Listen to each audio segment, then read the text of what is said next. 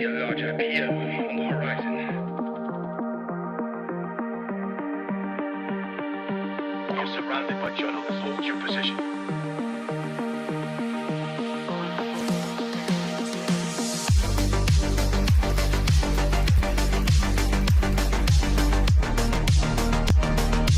Overnight success. The Blazenator 3000.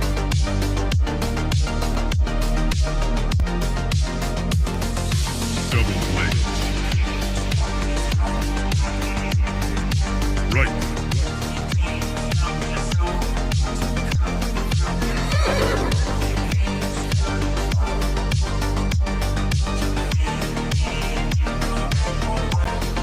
That's misinformation.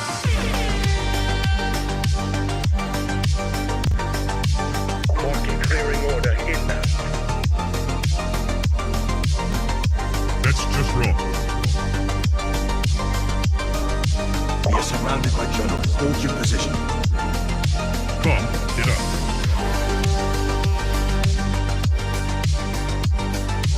Trust the experts.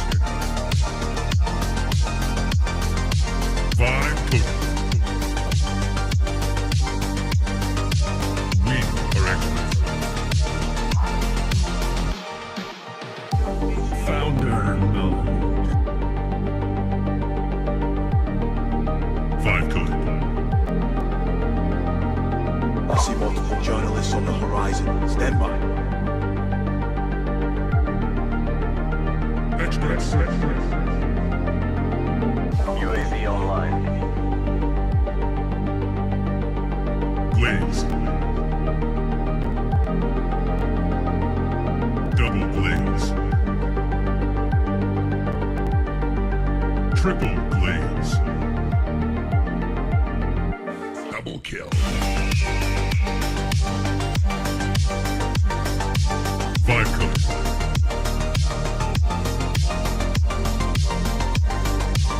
Wrong.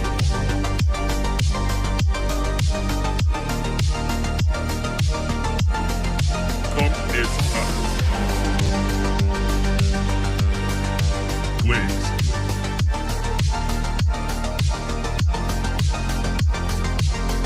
Team deathmatch.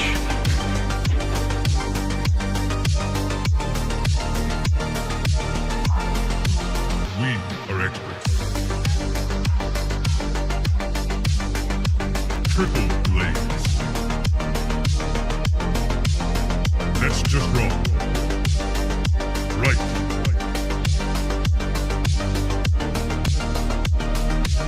Marking clearing order inbound. Come, get up.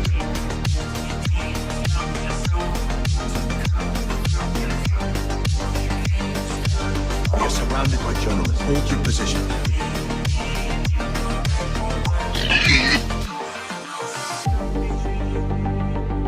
Strike one.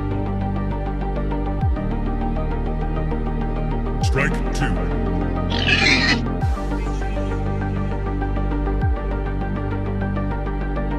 Activate Golden Retriever mode.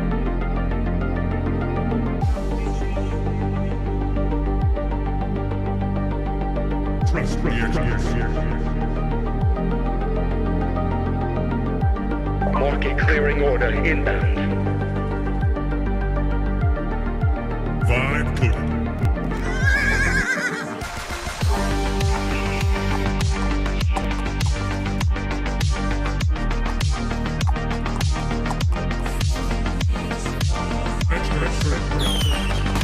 I see multiple journalists on the horizon. Stand by.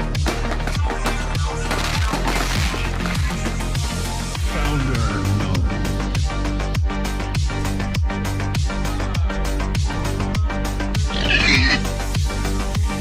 You're watching TBPN. Today is Friday, January 23rd. It's Casual Friday, It's apparently. Casual Friday because I got the semi-analysis There we go. jacket on. Zoom in on this. Thank you. to everyone over Normally at I'm the casual Semi-Analysis. guy. Thank I you, thought I'd let Dylan John Patel. Thank you to Doug. Thank get to you experience everyone it. over at Semi-Analysis. This is fantastic. It's extremely comfortable. And I look like I'm ready to go tour a data center. I feel It's like built for Abilene. I feel like this is built for Abilene. You throw this on, you're ready to go. See what the hyperscalers are up to. Maybe wire up some GPU racks. Do whatever you need to do. Incredible. I love it. So thank you to everyone over at SemiAnalysis. We have another gift that came in the mail from a friend of mine, Alex Moore, over at the Arc phone case. Arc Pulse. Look Whoa. at this thing. It's got. It's a phone. It's so heavy. Feel how heavy this is. It's a fantastic presentation. Yeah.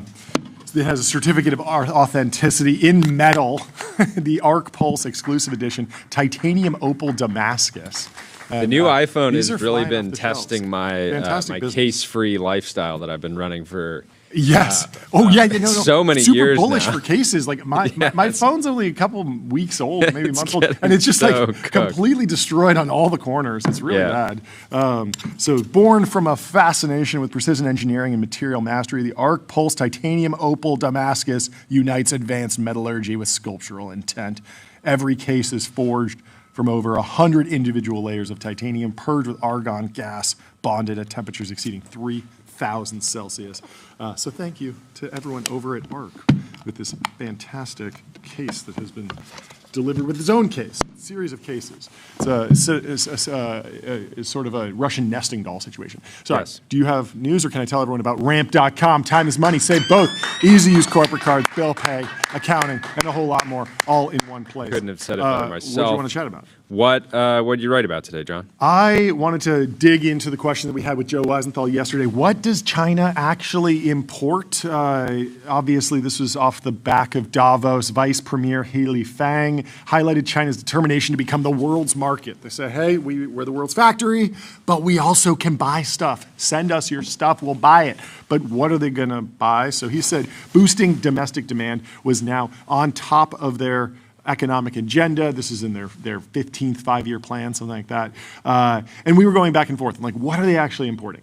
We were saying semiconductors, but obviously there's chip deals and GPU bans. Now, interestingly, China, the number one trade deficit for China is semiconductors, and it has been since 2005. So. They want to buy semiconductors. Obviously, U.S. trade policy oscillates, but semiconductors are the single biggest deficit for China. In 2020, even before the AI boom, China imported $350 billion worth of semiconductors, which was more than the value of the crude oil it imported that year. And it's been the largest importer of chips since 2005, and accounts for huge chunks of revenue for Qualcomm. It's over 50% of Qualcomm's revenue, I think, and over 25% for Intel. So everything that you get from China, if it's an electronics product, it's some gadget, it has a chip in there, that's probably going to be made in the West, fabbed in Taiwan or made in an Intel fab, sent over to China, assembled, and then sent back out. And then sent back out, exactly. So they aren't imported there. Energy is a big driver of the trade deficit with China. China imports 74% of its oil supply and 42% of its gas supply. Soybeans, which you mentioned, and iron ore are also big categories. The iron ore obviously goes into a lot of, again, the world's factory. Why can't China make enough soybeans in China? I don't know. It must be climate related. They love making stuff. Yeah, I don't know. That's a good question. We should dig into that. But luxury was what you said, and you were right. Luxury is a clear net import category for China. Estimates are around $100 billion annually. Now, it's not the biggest driver of their trade deficit or trade surplus, but it is, and it's also not critically important in the way chips or oil or soybeans or iron ore are. But it is an important story. And almost all of Chinese luxury good imports are from European conglomerates. You got to think LVMH and Kering. It's not strategically important, really, and the foreign luxury market in China, so European conglomerates sending their goods to China, it actually completely fell off a cliff in 2024.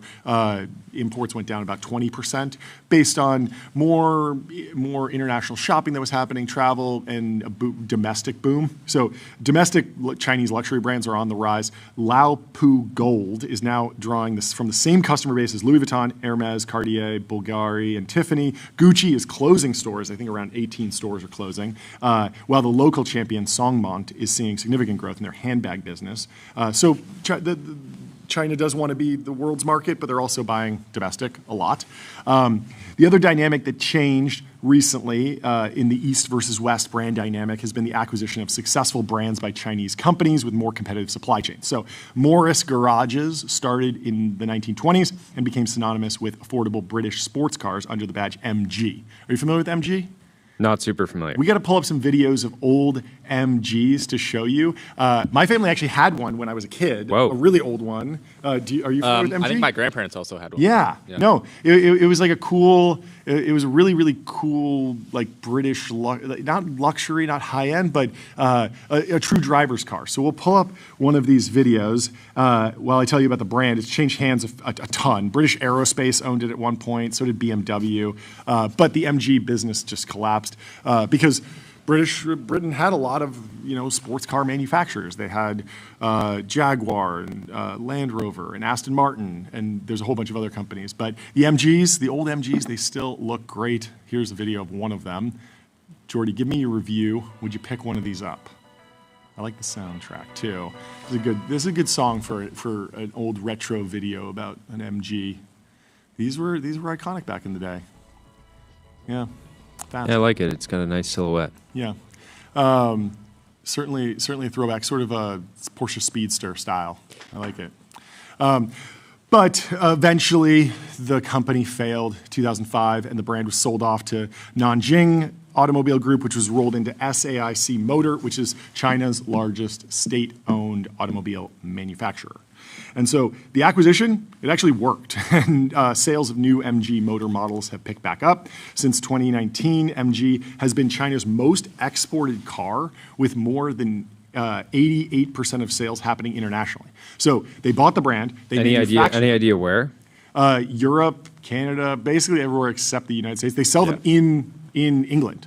So the MG brand is still better known in Britain, and with the new models, they're selling pretty well. We can pull up a video of the newer MGs because they have a sports sedan. They actually have, I think, like sort of minivan as well. But here's a review of the sports sedan. You see the quad exhaust. Half of the world has and never look seen at this. Look at this. They have this crazy like tail fin that comes out. They have a lot of like fun gimmicks on here. But there's the MG brand.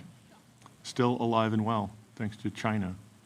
No question, this is one of the best-looking MG cars on the market. At the front, you can see the LED headlights with the striking DRLs, 19-inch alloys, sleek, fastback profile with aerodynamic lines around down this 4.9-meter-long car, and frameless doors. At the back, we have wide hips with flowing LEDs with not 2, but 4 exhaust tips.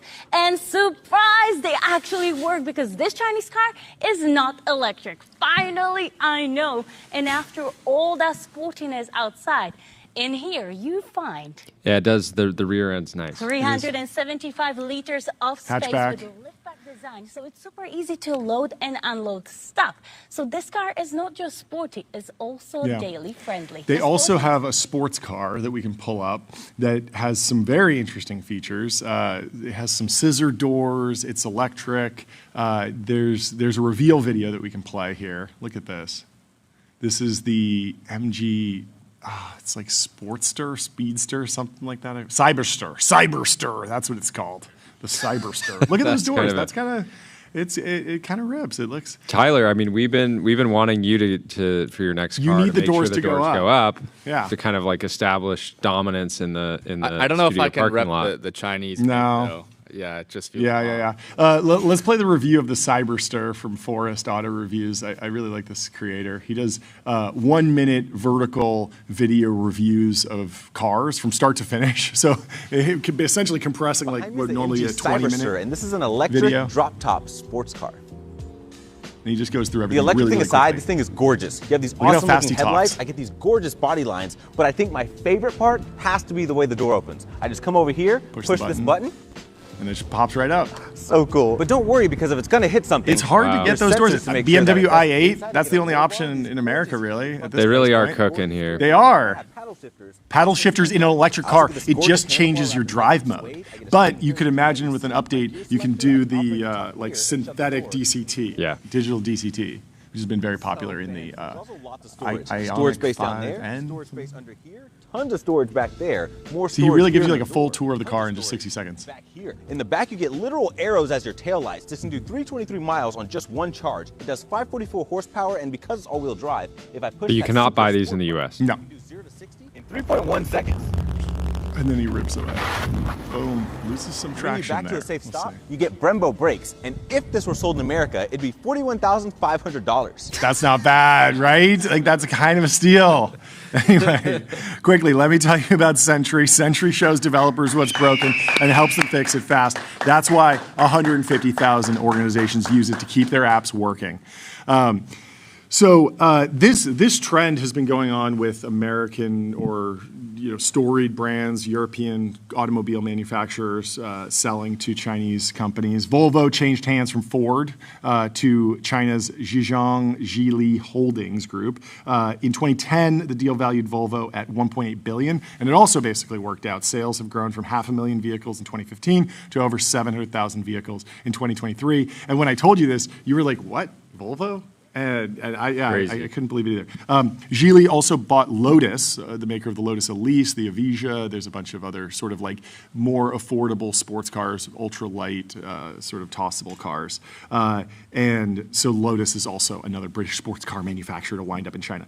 And so the basic trend is like China excels at developing efficient supply chains, streamlined manufacturing operations. And it doesn't stop with cars. They're doing it with TVs now. So on Tuesday, Sony announced that they would be spinning off its home entertainment business, which includes the TV brand Bravia, and to their Chinese rival TCL Electronics Holdings. Sony's selling a 51% stake to TCL, while the brand will remain Sony. The display technology will be TCL. And so Sony's been falling behind Samsung, TCL, LG, Xiaomi in terms of TV shipments for a while, but the brand still holds a ton of value. Like Sony TVs were the best a decade ago, and still today people like the software a little bit more. And the Sony brand, it still has the aura of the Walkman, the PlayStation. Like it's just beloved electronics, and you see the Sony logo, and it's just way more familiar than TCL. Do you think Japanese excellence? Yes, you do, and so Sony has been, falling behind on the manufacturing front. TCL has been basically delivering a much stronger value prop on a price to quality basis, and the panel technology is loved and very competitive. But there's just more faith in the Sony name, so the Chinese manufacturer is effectively pulling forward heritage and brand legacy by buying the name. And this feels like a trend that will continue for a while. China's fantastic at quickly grinding down manufacturing learning curves, developing high-quality products at affordable prices, but creating an iconic brand, it just takes decades, and so it's better to buy than build. Like this is the one thing you buy instead of build. And so Western companies, after getting beat up on margins and seeing their market share slowly shrink, I think the Sony TV market share was like dropping to less than 1%. While I believe Xiaomi's at like 6%. I didn't even know Xiaomi makes TVs. I thought they just make phones and cars, and apparently they make everything.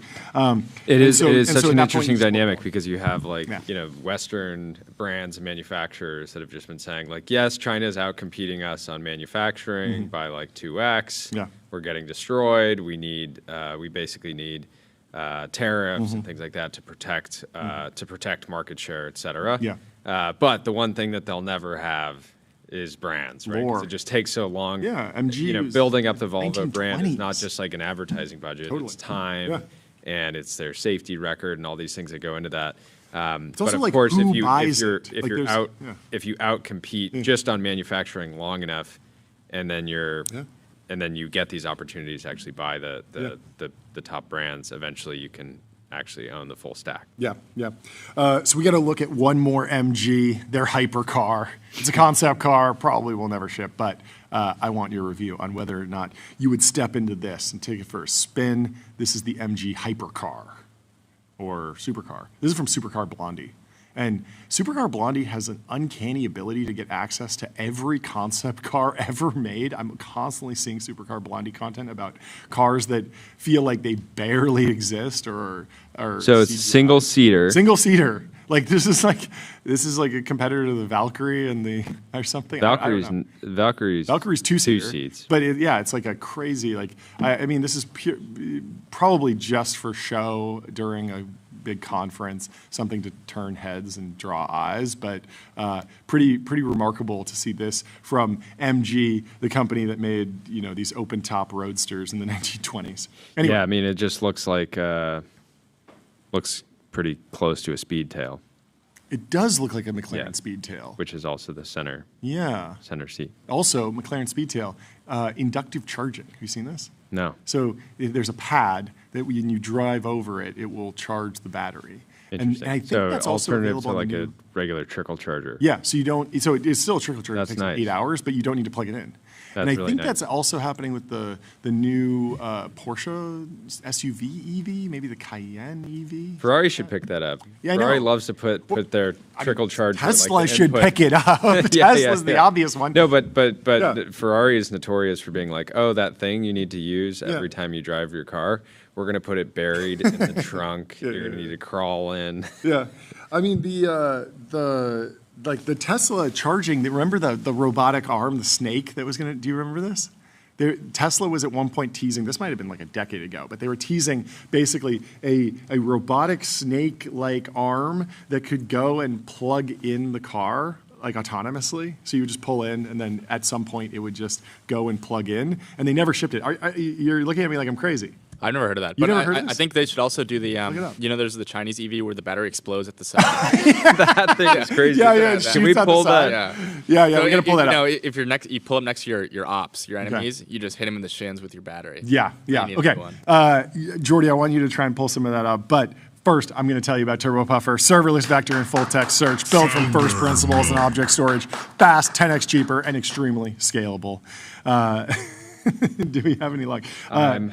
John Arnold says, I don't know if Chinese manufacturers will ever make money, but I came away not wanting to invest in any manufacturing business in the rest of the world. And Ian Roundtree says, I'm going to keep investing in American manufacturing. So people are still pushing it.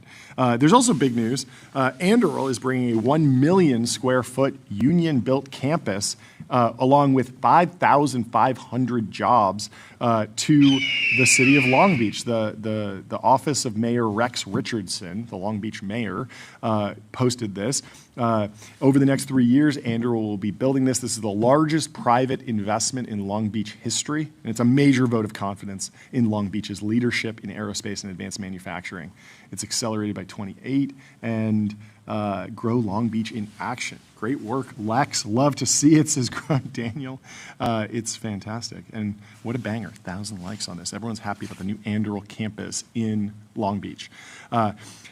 Anyway. I have this pulled up on Futurism. China unveils EV that can violently eject its battery in case of a fire. Okay, send that to the team. I'll tell everyone about public.com, investing for those that take it seriously. Stocks, options, bonds, crypto, treasuries, and more with amazing customer service. Okay, if you scroll down, there's a video, and we can see this in action and see what kind of situation. Yeah, this is so wild. I remember when this video went viral. It's like, what is the point? Oh, it's because if it crashes and it's going to burn, it'll shoot it out. But, that just seems like so dangerous. But at the same time, people watch these videos and they think like, oh, this is like widespread Chinese best practice, when really like this is probably like their Gundo equivalent. Just like a couple dudes. It is interesting that they're like, we don't just need to get it 10 feet away. We need to get it 30 feet away. Yeah. Because you could just like gracefully drop it out or something, or like slide it out sort of slowly with a little pusher. But they have to like shoot it out like a cannon. It's amazing. Anyway, Savage. Gemini 3 Pro, Google's most intelligent model yet. Next level vibe coding, state-of-the-art reasoning, and deep multimodal understanding. And speaking of Google, I think we got to watch the video about AI industry news. Every 2 weeks, one of these models is destroying someone else's model, and we found a fantastically funny video on Instagram Reels that we will play for you today, folks. So let's play the comedy video. Destroyed Pinterest and ChatGPT. ChatGPT destroyed Perplexity and Google AI. LinkedIn AI just ruined WhatsApp AI. Meta AI. IRCTC AI just destroyed Uber Ola AI. Wow. Ruined. It's so good.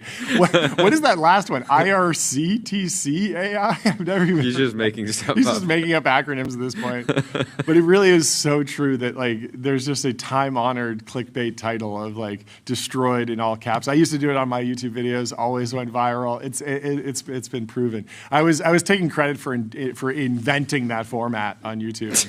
Brandon Gurrell put me in the truth zone and said that I did not in fact create that. That was created long before the BuzzFeed era and is potentially time-honored. Anyway, Don't worry, I will drop the video link in the YouTube please chat. do. And while you're doing that, I will pull up the linear lineup and tell you who we have on the show today, folks, because we have a great lightning round coming up. We have Turin from Base 10, Bryce from Nominal, Max Sparrow, the AI Slop Janitor from Pangram, and then Russ closing it out with Live Kit. Some fantastic funding rounds coming up. Linear, of course, is the system for modern software development. 70% of enterprise workspaces are using Linear with agents, and you should be too. So That's right. What's going on with TikTok? TikTok it's sort of the reverse, honestly. It's very interesting.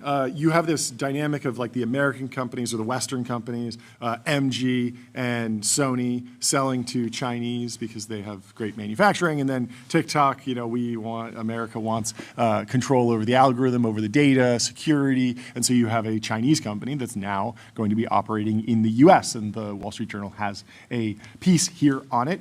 First, I will tell you about Lambda. Lambda is the superintelligence cloud, building AI supercomputers for training and inference that scale from one GPU to hundreds of thousands.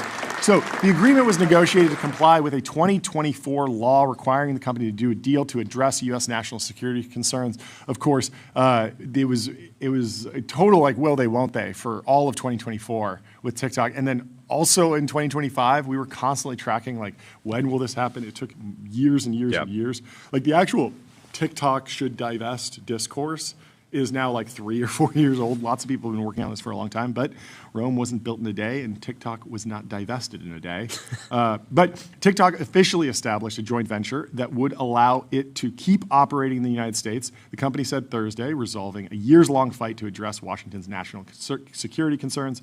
Under the terms of the deal negotiated by the Trump administration, the popular video sharing app will be operated by a new U.S. entity controlled by investors seen as friendly to the U.S. Its data management and algorithm training on American users will be overseen by Oracle, the cloud computing giant that has safeguarded its data for the U.S. for years and has close ties to the Trump administration. The deal was negotiated to comply with a law passed in 2024. President Trump delayed the implementation of the law a year ago after starting his second term to keep TikTok operating in the United States. He signed a series of executive orders to extend the deadline for completing a deal until it was met Thursday. Trump said in a social media post, "I'm so happy to have helped in saving TikTok." He thanked Chinese leader Xi Jinping for working with us and ultimately approving the deal with a capital D. He could have gone the other way, but didn't, and is appreciated for his decision. Trump and TikTok's investors and allies pushed the deal through despite lingering concerns among lawmakers and security hawks that China could still influence the new entity through TikTok's parent ByteDance, which is 100% of it. It makes sense that this took so long. It sounds really simple, just divest, but in reality, you have to effectively rebuild an entire app, right? Yeah. It's going to be like a new app, figuring out the logistics of that. Yeah. There's also just a ton of hair on the deal, right? There's a huge revenue share that's going back to ByteDance in perpetuity that is obviously reflected in the valuation. And then the other factor is like if you have a US TikTok now and then you have normal TikTok. Mm-hmm. If I'm on the US TikTok, am I sharing content to international TikTok? If I'm on the international TikTok, is it sharing my content back into the US app? Yeah. How does that all work out? Yeah. And so there's a lot of stuff that still needs to be handled. I would say like most of the social media app, pretty much every social media app that you use, if you just cut off all international content creators, the experience on the app would get worse. Yeah. So there needs to be like some content still flowing back and forth, but figuring out how exactly that works is still in process. Yeah. TikTok CEO Shou Chew said in an internal note to employees, the majority American-owned joint venture will operate under defined safeguards that protect national security through comprehensive data protections, algorithm security, content moderation, and software assurances for U.S. users. There was the whole TikTok debate really erupted when TikTok CEO Shou Chew was in front of Congress and was not really acting like he was the boss, basically. That was the main criticism. It felt like he didn't have full control over the entity because, of course, it's a subsidiary of ByteDance, and some of the U.S. lawmakers were pressing him on how much control he actually has. Did they send the right person to the congressional hearing? But it seems like he's held on, and he's done well. He's also Singaporean, by the way, so easier to be a part of the new U.S. TikTok organization and allay any concerns of Chinese control, which is certainly at the heart of the administration's goals here. So, who's in the deal? You got Oracle, you got private equity firm Silver Lake, you got Abu Dhabi-based MGX. They will each own 15% of the new entity, while TikTok investors will own about 30%. Other notable investors include J.D. Vance's former firm Revolution and tech executive Michael Dell's family investment office. Dell's getting in the deal. Vance spent a brief stint at the firm founded by AOL co-founder Steve Case during his time as a venture investor, which preceded his 2022 Senate campaign. I didn't realize that JD had been at Revolution. I know he had a separate venture firm, but I didn't know that he was hanging out with Steve Case, the former co-founder of AOL. Vance has said previously that the deal values the new entity at about $14 billion. A lot of people thought that that was really, really low given TikTok's immense growth. But there is another side of this, which is that TikTok, I don't believe, was ever monetizing or as profitable as its competitors, YouTube and Instagram. And Mark Zuckerberg and the Google team were not like exactly slow to move and launch competitive products. And so a lot of you see this continuously where Snapchat comes out, Stories is on a tear, and you're looking at the Snapchat growth curve, and you're like, this is going to kill Facebook. It's going to be the next Facebook, and Mark Zuckerberg needs to acquire it. He puts in an offer, gets declined. And it looks like it's over, but then the Instagram team moved really quickly. They launched Stories, and that effectively, you can see in the chart, Stories launches on Instagram, and people stop moving on to Snapchat. And so a lot of people went back, who were on Snapchat, they went back to Instagram, and Instagram continued to grow, and Snapchat, it didn't flatline, but it definitely put a dent in their growth. And I think the same thing is true for TikTok. Like TikTok, a lot of people who just want that format, vertical video, endless scrolling slop, they can get that now. We got American-made troughs all over the place, everywhere the eyes can see. So the investors are paying the U.S. government a multi-billion-dollar fee for arranging the deal, a concept Trump previously called a tremendous fee plus. Interesting. TikTok said it had 200 million users in the U.S., up from its 2024 estimate of about 170 million users. So decent growth, but I don't know. I mean, 200 million in the U.S. is a lot. Like that's pretty much everyone. Yeah, I guess the question is, will they ever get the rest of the U.S. in the way that YouTube, you could assume, has like effective? You think they have like 300 mil? Yeah, I would assume that. I don't know. There's a lot of Philistines out there. There's a lot of Luddites who are just like, nah. I want DVDs. I want VHS tapes. Anyway, Trump touted his popularity on TikTok earlier Thursday, posting on Truth Social that his posts on the platform TikTok get more engagement than posts on TikTok competitor Instagram, which is owned by Meta Platforms. Trump said that TikTok helped him win. Well, I mean, that's always term. been. For what it's worth, that's always been the case, right? Like TikTok has always had allegations that they were botting, like as a platform, effectively. Yes. People would go on there, and they'd be like getting a tremendous amount of followers, tremendous amount of just engagement broadly, far more than they would have on Instagram with the same content. And some people would say, "Oh, that's because the TikTok algorithm is so good," but. And there certainly are a bunch of very real people on TikTok. I don't mean to say that it's all botted, but the experience of using TikTok, a lot of creators will just naturally have 6 times as many TikTok followers as they do Instagram followers. Yeah, it does seem like the algorithm is set up to like serve you more content in a 10-minute session because you're more quickly scrolling. And then there's also accounting issues, like on some platforms, if you just scroll past something for even 1 second, that counts as a view. On other platforms, it might take 3 seconds. On other platforms, it might be 10 seconds, a minute. You might need to watch the full thing. So there's always like accounting abnormalities there. Anyway, if you want to stream on TikTok, because it's American-owned now, you want to bring some Oracle-focused content to TikTok on Some a live stream. SaaS-focused content. Get on Restream, one live stream, 30-plus destinations. If you want a multi-stream, go to restream.com. This might hit you like a sack of bricks. Yep. But breaking news, J.D. Vance is younger than Future. that is a crazy stat. 22,000 likes. Future is straight up an elder now. He's an unk. No, he's beyond. Oh, yeah, he's an beyond. elder, I suppose. Yeah, you're right. He's not quite an OG. But oh, no, it goes Oh, then yeah. OG, then elder. Right. Yeah. Right. Gen Z are arriving to college unable to even read a sentence, says Fortune, reposted by Unusual Tyler. Whales. See if you Fact can read check, this. See true. if you can read this. See if you can read this. Try and read this. Wow, he can't. He can't do it. Slopped. I need like some Subway Surfers or something. Yeah. For Yeah, sure. I'm gonna need some Subway Surfers to read this next sentence. Anyway, Gusto, the unified platform for payroll, benefits, and HR, built to evolve with modern, small, and medium-sized businesses. Get on Gusto. We have some drama that's continuing to unfold in the payroll space. The Justice Department opens a criminal probe into Silicon Valley spy allegations. Subpoenas seek information on allegations that Deal, valued around $17 billion, recruited a spy inside a rival company. This was a huge story last year, and then it's been pretty quiet, and both companies have just kind of been chugging along. Spending a lot on legal. Yeah, so the Justice Department opened a criminal investigation. Grand jury subpoenas were sent out in recent weeks by Craig Masakian,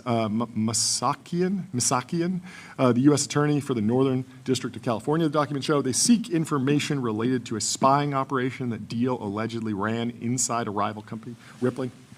An Ireland-based Rippling employee, in case you've forgotten, Keith O'Brien, alleged in an affidavit filed in April that Deal CEO Alex recruited him and gave him instructions for what information to take from Rippling. O'Brien alleged that other executives were involved in the spying plot, including his father, who is Deal's executive chairman and chief strategy officer. A spokeswoman for Deal said the company isn't aware of a criminal investigation, but is willing to cooperate with authorities. That's an interesting statement. The Wall Street Journal is reporting this, and you find out from a Wall Street Journal reporter. That's wild. So the company has previously said, we deny any legal wrongdoing and look forward to asserting our counterclaim. So Deal says we didn't do anything wrong. Of course, the affidavit from Keith O'Brien is extremely dramatic. There's that whole send that watch to London. We're going to be like James Bond. Like it's a really dramatic read, and you can go back and watch some old TBPN episodes if you want to hear our full take on that. Yeah, it's interesting. They're Yeah. Yeah, I wonder what information is actually available kind of publicly on this, because like obviously in a situation like this, you have both sides that are kind of like feeding the media their side of the story. But I mean, we do know, the facts are the facts here. Like the Justice Department did open this because the Wall Street Journal confirmed that the Justice Department opened the investigation. So. Yeah. Anyway, yeah, it didn't stop Deal. I think a lot of people weren't raised money expecting this to last October. actually have any type of like criminal component. Yeah, I think a lot of people were just expecting like a lot of drama, a lot of and they would hot takes on the eventually just like timeline. settle. Exactly, settle. And like the worst case was like, okay, maybe it's like a Series D size payment for Rippling, but they're both going to just keep grinding. But it seems like it's going to the courts, so we will see. Maybe there will be courtroom sketches of these folks. Yeah. Anyway, Nick, the chief OpenAI hater, has some breaking news from CNBC.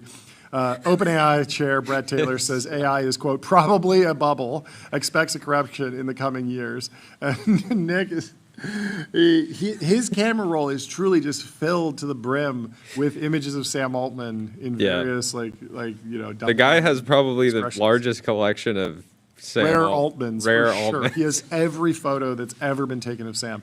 And Nick just says, LMAO. Yeah. But I don't know. anyways. This could be true. Like, who knows? I wonder what more of the context was that. Yeah, I mean, a Brett Taylor quote taken out of context turned into a headline, and then it's like nowhere.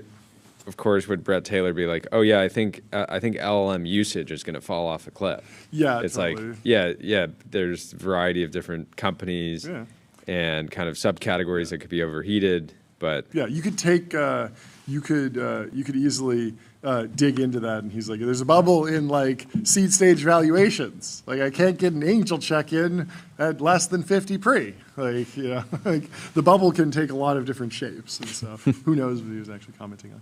Anyway, CrowdStrike, your business is AI, their business is securing it. CrowdStrike secures AI and stops breaches. Another clip from Demis from the Big Technology podcast. He's taking shots at OpenAI, according to Yuchen Jin. Think actions speak louder than words. Going back to the original conversation we were having with Sam and others claiming AGI is around the corner. Why would you bother with ads then? So that is, I think, a reasonable question to ask. But I think, look, from our point of view, we have no plans at the moment to do ads. If you're talking about the Gemini app, right? Specifically, I think. We are going. Obviously, we're going to watch very carefully what the outcome of what ChatGPT is saying they're going to do. I think it has to be handled very carefully. But I think actions speak louder. He's There's an a absolute reason. dog. Post AGI, the clankers need to advertise to each other. You got to do ads for the clankers. Ads Yeah, are fun. I mean, the thing here is like OpenAI has to not only like figure out how to actually implement ads within the product, but they have to build out all the advertising like infrastructure, the platform infrastructure in order for people to run campaigns successfully and at scale. Yes. So Google already has all of that. It is far easy. Like it is. What do you think? It's like 100 times easier for Google to turn on ads in Gemini. Yeah. Right. They already have all the customer relationship. Literally any company that advertises online is already working with Google. Yeah.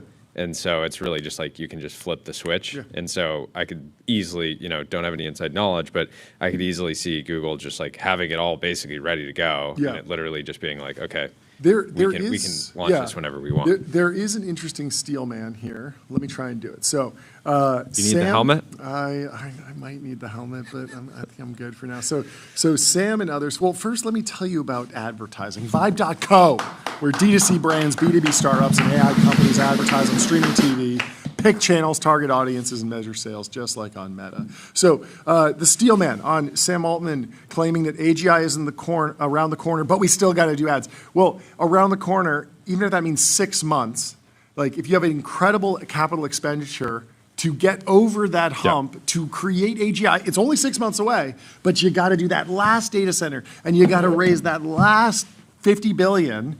And all of the investors. Yeah, like, it's easy to say like we don't downside want to protection. do ads when you have hundreds of billions of dollars in existing ad revenue coming in, funding everything that you're doing. Yeah.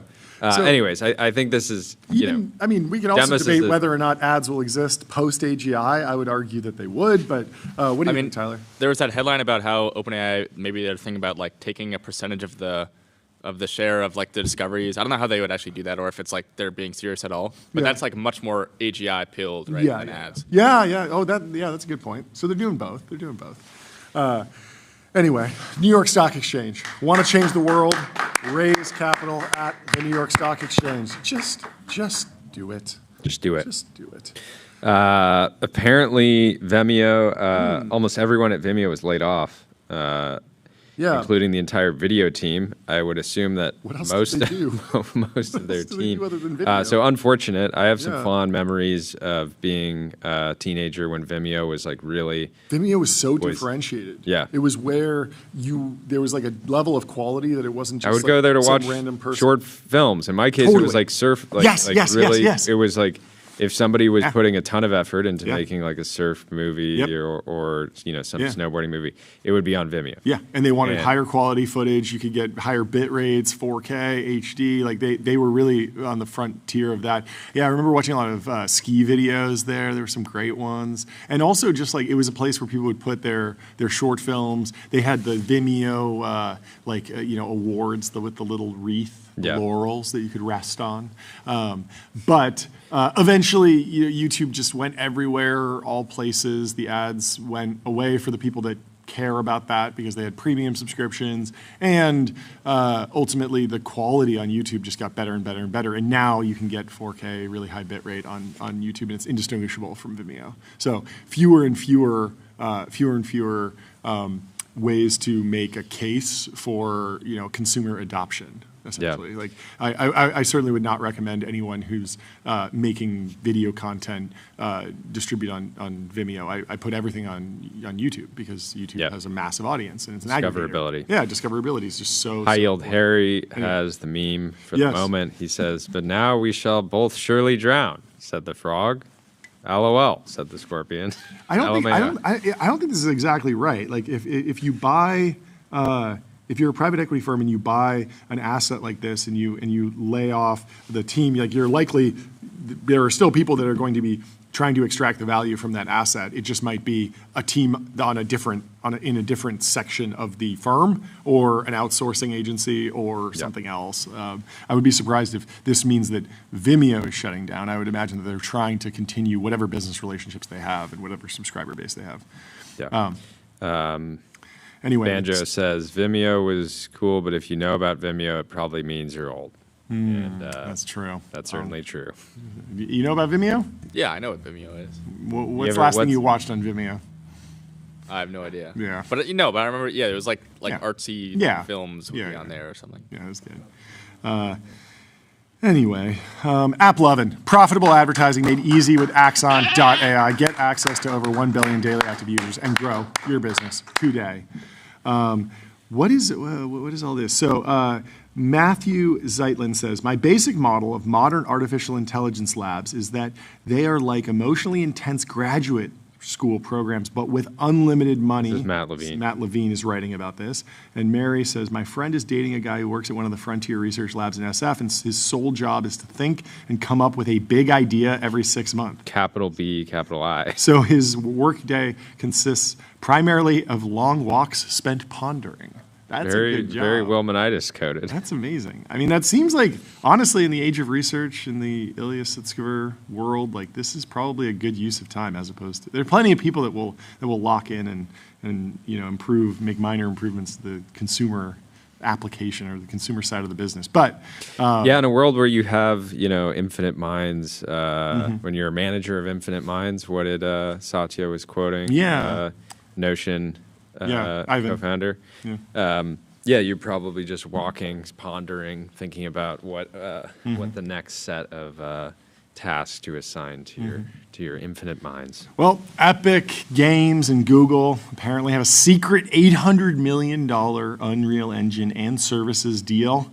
And the quote in their scoop, quote, sorry, I'm blowing this confidentiality. What a crazy quote to give to a Verge reporter. But we're going to dig in. Addie Robertson and Sean Hollister have the story. A judge is questioning whether Epic Games and Google are settling their long-running antitrust fight, partly because of a previously unannounced partnership involving the Unreal Engine, Fortnite, and Android.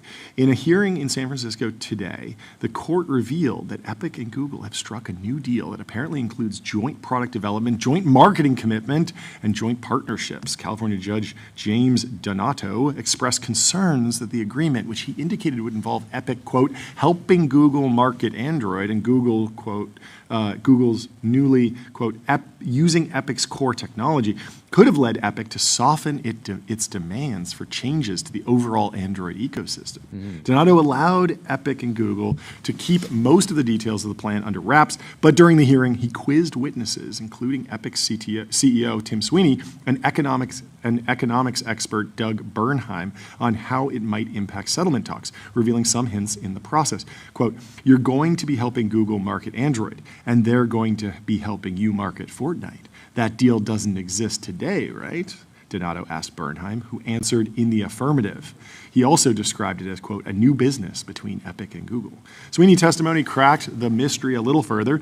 He referred to the agreement as relating to the metaverse, a term Sweeney has used to refer to Epic's game Fortnite. Epic's technology is used by many companies in the space Google is operating in to train their products, so the ability for Google to use the Unreal Engine more fulsome. Sorry, I'm blowing this confidentiality, Sweeney said. Oh, that's a great line. Yeah, I mean, we've seen a number. Oh, what was it? What is the DeepMind model that plays the games for you that I'm in the market for because I don't have any time to play video games, so I need an AI agent to do it for me. They have a number, so they have Genie 3, which generates basically a 3D world that you can walk around I think it's in. SEMA 2. SEMA 2 will play the game for you, and both of those should, in theory, benefit from using Unreal as the backbone Elon's of the probably training. pretty excited about that as well, right? Why? Because he likes to play on accounts that are Oh yes, incredibly yes. highly ranked, but he doesn't have all the yeah, time. yeah. Because So he's instead more- of needing to hire someone, you could bot your account. People already do that with like aim bots and stuff. Usually you get banned, but it makes a lot of sense in terms of training Google's generative AI models. Use Unreal, create a bunch of virtual worlds, walk around in those, interact in those, use them as reinforcement learning environments for agents, and then bake that out into a bunch of different models that can be used for a bunch of different things. I'm super excited for all of this. But it's just funny the way it's coming out. Anyway, if you need a reinforcement learning environment, you got to go to Labelbox. Reinforcement learning environments, voice robotics, evals, and expert human data. Labelbox is the data factory behind the world's leading AI teams. So Coinbase established an independent advisory board on quantum computing and blockchain. Quantum computing, if built at scale, have the potential to reshape entire industries. We were talking to Kathy Wood about this a little bit yesterday. From finance to healthcare to material science and national security. For blockchain, the stakes are especially high. The cryptographic foundation that secures digital assets today could be challenged by the advances of the coming years. At Coinbase, security is our highest priority, and preparing for future threats, even those many years away, is crucial for our industry. Most people, I think, handicap the quantum thing at like 2030, 2032, 2040. I think Kathy Wood's estimate was 2040 for serious quantum adoption, even if you get on a Moore's Law type adoption curve. Nick Carter's been super vocal on X on- about quantum just being like the biggest headwind to like further Bitcoin price appreciation. Yeah, I mean, there's also this question. Maybe I'm just like I'm like super out of the loop. But like, if you can crack like whatever the Bitcoin or any like blockchain with quantum, like surely you can also just get into like, banks or like tons of like actual like things that are like probably way more important than crypto. Like it's like if we have a world where you have like these incredibly powerful quantum computers, like is crypto actually the most important thing that you need to be worrying about, or is it like the nuclear codes that are? So surely those are stored. Yeah, you're probably right with the nuclear codes, but in terms of just like fiat stored in a bank, there are a series of backups that are offline. There's even paper backups at certain points, and so like the financial system, although they probably don't want to talk about it, does have the ability to like effectively roll back. So if there was like some massive quantum hack and like all the Morgan Stanley or JP Morgan accounts or Goldman Sachs accounts were like drained, they would just be like, let's revert. But you can't do that on a blockchain necessarily. So, but there is still the dynamic of like, what happens if you crack Bitcoin? Like, how much are you stealing? How many new Bitcoins are you I mean, creating? really, if you like What steal wallets? any Bitcoin just goes to zero. So it's Probably. Like, what's actually the point? But that's obviously still a threat. Even if you just have some malicious actor who's just like, I'm going to take out a short position on Bitcoin, tank it, and profit from that could potentially be disruptive, certainly disruptive to Coinbase's business. So good to see them taking it seriously. Anyway, MongoDB. Choose a database built for flexibility and scale with best-in-class embedding models and re-rankers. MongoDB has what you need to build what's next. Let's go to Scott Bessent. He was complaining about the food in Davos, and he did an interview on Real America's Voice, I guess, with Jack. So again, if you're looking at Davos as though it's a bunch of kick streamers, yes. That is the correct. that is the correct. Bessent has frame effectively been just clip farming. This whole time. Okay, let's watch the Scott Certainly Bessent they don't clip. like carnivores here in Davos with the food. You're not a huge fan of the food here, I heard, by the way. You know, No, and no, I don't know if you remember a couple of years ago, one of the recommendations from the Davos elite was we could all be eating bugs and insects. Yeah, the insect food. And I tell you, after a couple of days of the food here, I may switch to bugs and insects. You have to take the insect food, or unless that's what it is. Or I'm telling you, I'm going to bring Cricket some snacks fell off. They did. You remember? They were really, people were really pushing this. They were saying, oh, the protein content is so high. And I think humanity rejected it. Well, you know the story of Magic Spoon? Were they going to put cricket in No, originally? they did a previous company called Exo. That's right. It was an American insect food company. They made some protein bars using cricket flour from pulverized house crickets. House crickets? House crickets, I guess. That sounds like you're taking the pets. They did a Kickstarter in 2016. They raised $55,000, which was more than their $20,000 target.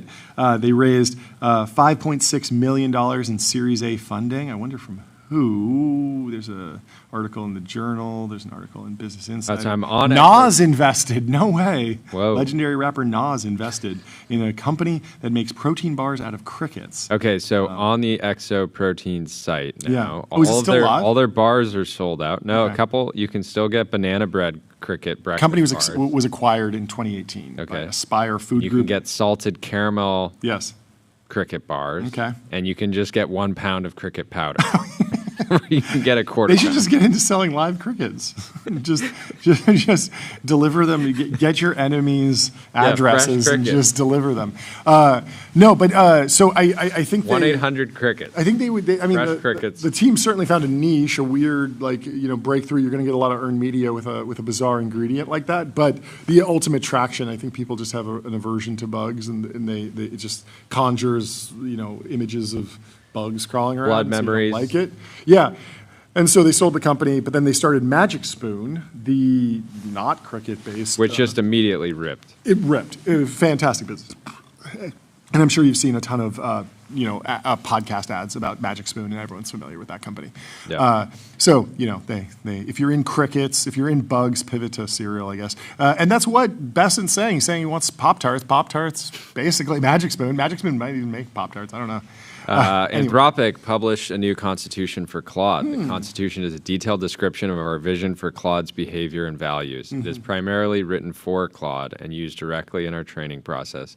Was it written by Claude? Did Claude write its own constitution? Yeah, that's a good question. You'd think yes. Rahul over at Ramp said, basically TLDR is, I love you, you love me, we're a happy family with a great big hug and a kiss from me to you. Won't you say you love me too? You really know the Barney song. It's amazing. I didn't just sing it as a kid, I studied it, John. Studied it, yeah. More importantly, Yes. Buzzballs is Incredibly important. Thank you. is selling a $35,000 diamond engagement ring shaped like its drinks. The ring will be auctioned on eBay starting February 3rd. So I don't. How is it actually going to be? Is $35K like the opening bid? Or maybe it's $35,000 worth of diamonds. It cost them $35,000 to make it, and they're going to put it on eBay, starting price $100, and then it'll get bid up. I guess I don't know. Yeah. Proceeds from the sale will benefit a heart-related charitable cause. It's kind of odd for an alcohol brand to be like, we're. I don't know. That's cool. I mean, if anyone out in the audience is wanting to propose and doesn't really know how to, is struggling to figure out like the right kind of like moment or way to propose, this is like toss kind a of buzz an ball easy out of the box. That's the woman in your life. Toss a buzz ball at the. If she catches it, woman she of has your to dreams. marry you. Yeah. She has to say yes. Yeah. Is this rage bait? Is this good marketing? Do you think this is good for Buzzball strategically? What do you think? I don't know if it's. I mean, I find plenty of moments to talk about Buzzball already. Okay. So unnecessary. I mean, it is gimmicky, but the whole brand is sort of gimmicky to begin with, and so it doesn't feel out of context. It doesn't feel like they're trying to be a serious company and then they did something wacky on the side, and I'm confused. This like feels within the within the Buzzballs lineage, within the Buzzballs brand world, very much so. Anyway. Whoa! If you're heading to Cisco AI Summit. Be sure to bring some buzzballs because on February 3rd, Cisco is bringing together leaders from NVIDIA, OpenAI, AWS, and more to discuss the future of the AI economy. We will be there. The whole thing will be We live hope to streamed. see you there. We will be there for a live stream. Did you know? What? Do you know who came up with the idea for buzzballs? Absolutely not. I have no idea. A public high school teacher. What? Marilee Kick, a former public high school teacher, has become one of America's richest self-made women after selling her ready-to-drink cocktail business, Buzzballs, for at least $500 million. $500 What started as a side hustle has now transformed into one of the biggest brands of the $2 billion ready-to-drink cocktail industry. Kick founded Buzzballs in 2009, inspired by a simple idea while grading papers by her pool. I thought, I shouldn't have this glass container out here. I should have a plastic, pool-safe type of cocktail. From this spark of inspiration, Buzzballs was born. Fun, high-proof cocktails served in colorful, plastic, spherical containers. Buzzballs quickly gained popularity, is now sold at supermarkets, liquor stores, and convenience stores. She says, I've been living the American dream. We've built a legacy. We've become a contender in a space where women never went, Brutal. Kick says. That's the ruthless. brand has grown intentionally, distributing 29 countries with an estimated annual revenue of $500 million. Wow. This is an incredible story. Monster company. In April of 2024, the drinks firm Sazerac acquired Buzzballs in an all-cash deal, No estimated way. at $500 million. Though Kick suggests the figure is much higher. No way. Kick is an legend. absolute dog. It is also cemented her place among America's richest self-made women, with Forbes estimating her net worth at $400 million after taxes. So yeah, of course. She's going to 10x that. Yeah, Just I get mean, it in I'm the sure market. she is. I'm sure raise she's some cooking Mag on 7. her next idea. Run it up. Run it up. Kick's journey is remarkable because she never raised money from investors. She bootstrapped her business. Gotta get her on the show. She used a small inheritance, maxed out Where her is credit the cards, Founders Podcast episode about and her? took out a loan from a local community bank to get started. I scraped and scrambled, Wow. she says. I took every bit of every penny I could find and Wow. poured it into the business. That's incredible. What an amazing story. Her unique company started making a profit in the second year with $1 million in sales and $100K in profit. Not bad. By 2014, the brand was expanding quickly, and the drinks were sold at major retailers. By 2019, annual sales were over $100 million. Get her on the David Center. Wow, show. she's elite. A key to Buzzball's success was owning its supply chain. She vertically integrated on day one. It's just like how do most we- like D2C founders in California can't Yeah. figure out how to get off a co-packer. She moved production of the patented plastic spheres and the spirits used in Buzzballs Patents, in-house too. to ensure the brand's quality and reliability. Wow. Despite many investor offers over the years, Kick held on to her company until she found the right partner. Elite. I wanted somebody that was going to come in and have big guns. Big guns. She explained, Sazerac, Rocks. which owns over 400 brands, brought yeah. the resources and the expertise to scale Buzzballs. Wow.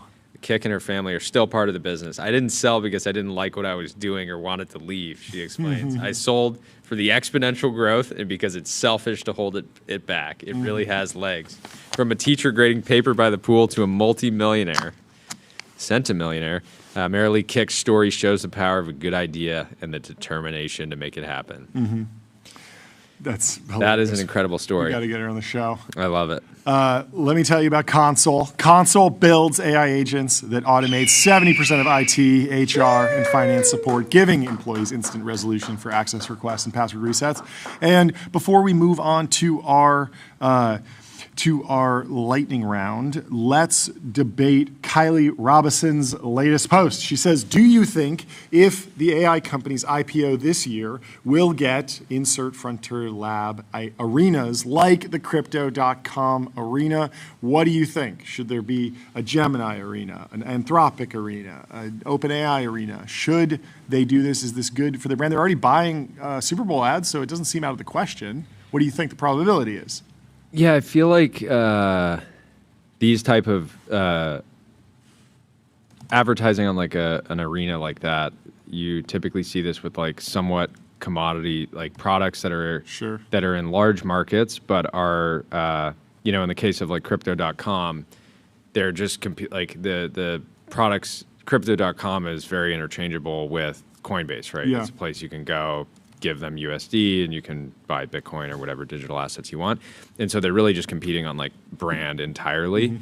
And like currently, the way that you're seeing the market evolve, Like I don't know. Yeah, they're competing on technology. Like, how does the model actually answer? What are the benchmarks? They're competing on product. Like, how does the app work?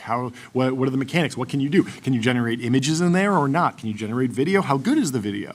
Does it do deep research quickly? Like, there's a million different things. How's the voice mode? Like, they're definitely playing like a product race right now. Yeah. There is a marketing race. I guess the question is, at the same time, was there any of like the OG search companies? Did they ever get out and like, did Yahoo ever have I don't know. It's interesting. But an arena? I do know that it's interesting that she mentions the Crypto.com arena here in Los Angeles, the former Staples Center, because Crypto.com is not a public company. So there's nothing that says that you can't buy an arena before you go public.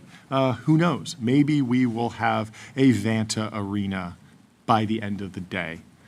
Automate compliance and security. Vanta is the leading AI trust management platform. And I'd love to head to the Vanta arena, no matter where it lands. Anyway, we have our Lambda lightning round starting now with Base 10. We have Turin, the co-founder and CEO of Base 10, in the Restream waiting room. Let's bring him in to the TBPN Ultra Dome. How are you doing? Hey, man. How you guys Good to doing? see you. Welcome back. Welcome back. Yeah, thanks for having me again. You've been busy. You've been busy. Give us the news. Yeah, look, we've had a crazy year. Yeah. With 10x over last year. 10x alert. 10X. Hit the gong for the 10x. Sorry to interrupt. All right, back to you. Back to business. Last time I was on here, I was telling you about our Series D. We've raised our Series D now. We've raised $300 million. This is a $5 billion valuation, led by IVP and Capital G, with participation from NVIDIA and a few others.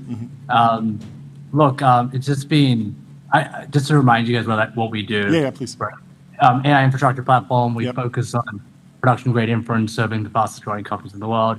So a Bridge, Open Evidence, Cursor, Notion, Clay, Gamma, right? You look at that crop of companies and how they're growing, and we're playing a supporting role in making sure that they can run their models as fast and reliable as possible. And just on the back of that, we've realized how big this could potentially be. Yeah.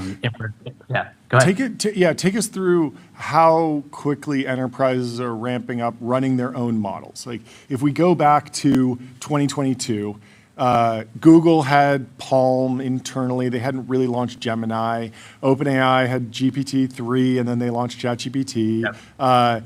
But Microsoft had, they were vending GPT-4 through Bing and stuff like. But big companies were not really running their own large language models. Is that roughly correct? But now it feels like we're in the hundreds of companies. But out of the Fortune 500, like how many companies are actually running their own models at this point in time? Yeah, I think it's still relatively small, but growing rapidly.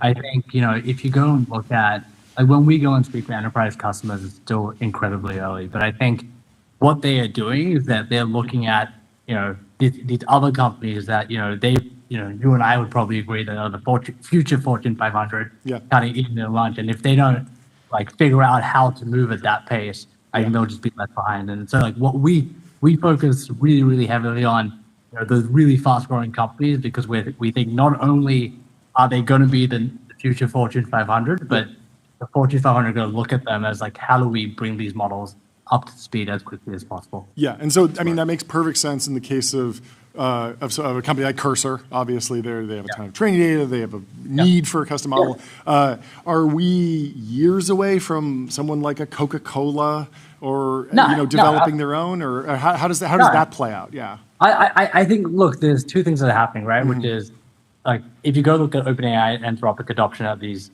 companies, it is there. It is definitely there. Once you have proven out these use cases internally, then you start to think about better, faster, more specialized, more secure, running on-prem, all these sets of problems. And so, that is coming. Is it 6 months away? Is it 12 months away? Is it 18 months away? Yeah. Who knows? I think the other trend that is pushing the enterprises online is RL, which is how do you take these open source based models and RL them and get them to be as good, if not better, than these frontier models for very specific tasks. And that's a big focus for us as well. We recently made an acquisition around that. But we do think that will be a big driver of enterprise adoption. Okay, these models. walk me through the pushback from a large enterprise that says, yeah, it's great, I can train a custom model on my business, but I've looked at the smaller models for a variety of benchmarks, and it feels like the big models just sort of are better at the small models tasks as well. Like I should just use the latest and greatest big model for everything because the frontier is better at the specialized tasks as well. It just one-shots things. Yeah, totally. Well, I think I think honestly, a lot of the times they'll be valid there. Okay. You know, I don't disagree with you. I think what you will see though is that as the frontier is getting better, open source is already, if you go look at the open source models that are out there today, like the GLMs, the Quens, and the DeepSeek, it's not like they are 18 months behind. Yeah. Some would argue that they're, within a quarter and for certain tasks are better. The complexity actually comes around, honestly, from enterprises, not so much like, can I get a better outcome? Yeah. It's, hey, these large lab companies have massive inference teams. Sure. Do I have the skill set to be able to run the service at scale within my premise with all my enterprise requirements? Got it. That's ideally where we can help in and be that partner to them Yeah. to bring them online. Okay, so walk me through what it looks like when a Fortune 500 company says, okay, we're getting off of just a generic model. We want to do something that we have control over the inference. We're working with base 10. We're doing, we're doing some custom RL. There's going to be some proprietary data in there. Who's involved? Are they hiring you or a consultant to set up the RL environment? Who's doing the training? No. Walk through all that. I think just engineers and infrastructure engineers. I think that is like one of the realities right now is that I don't think engineers who don't know how to grapple with AI just, they don't, I don't know if they exist in the future, to be honest.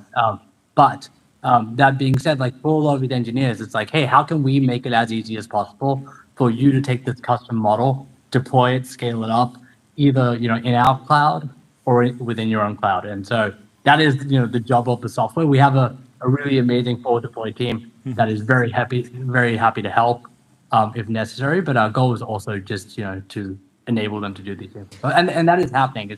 I think it's early though, especially in the enterprise side. From your view, do you think we need more Neo labs? Like based on the conversations that you have with customers? Okay. Unpack totally. that. Look, more models are great. I think more people developing models are amazing. Look, I'm making a bet with my career with this company on the long tail of models, and that they're existing models outside of two amazing companies.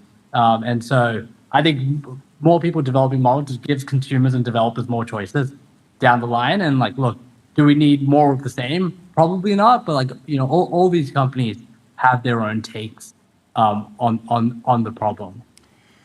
Help me understand your current thinking around model routers, routing inference across big, heavy-duty models that might be very expensive, like using all parts of the Pareto frontier. What are you seeing on the inside? Are companies trying to handle parceling out the workloads themselves, or do they want that to be something that's off the shelf that you sort of provide?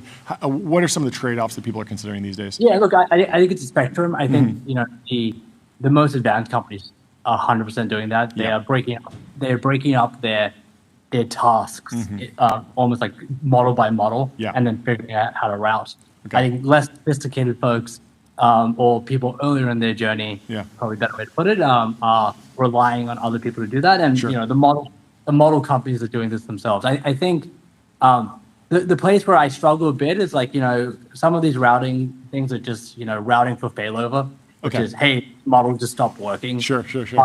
Like we believe that like reliability like should be table stakes for serving models, and ideally you don't have to build across what happens when X model provider falls over, Y model provider falls over, and have that. And that is a different routing problem. Routing based on capability is happening. It is happening outside the model. It's happening inside the model. And as the long tail model come online for specific model tasks, I think there's more and more going to be the case that that is being handled by an inference company or inference platform like Basecamp as well. Yeah. I mean, that's certainly happened in the database market. Like you have a big Postgres installation. You don't have a MySQL installation there as like a backup, but you might have a Redis caching layer in front of it, right? Yeah.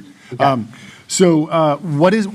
Help me understand that at the hardware layer. I know you have some insight into NVIDIA's strategy here. I'm very interested in how you or other partners, other folks in inference might be thinking about the future of NVIDIA's like big, powerful racks versus their more legacy chips that might be depreciating, but you could still run a great model on it versus some of the more exciting stuff that's happening with Grok in the future. Look, I don't have a ton of NVIDIA strategy. They're very good. I can hypothesize. Okay. Look, they're amazing partners to us. I think we are chip agnostic, and we think, look, every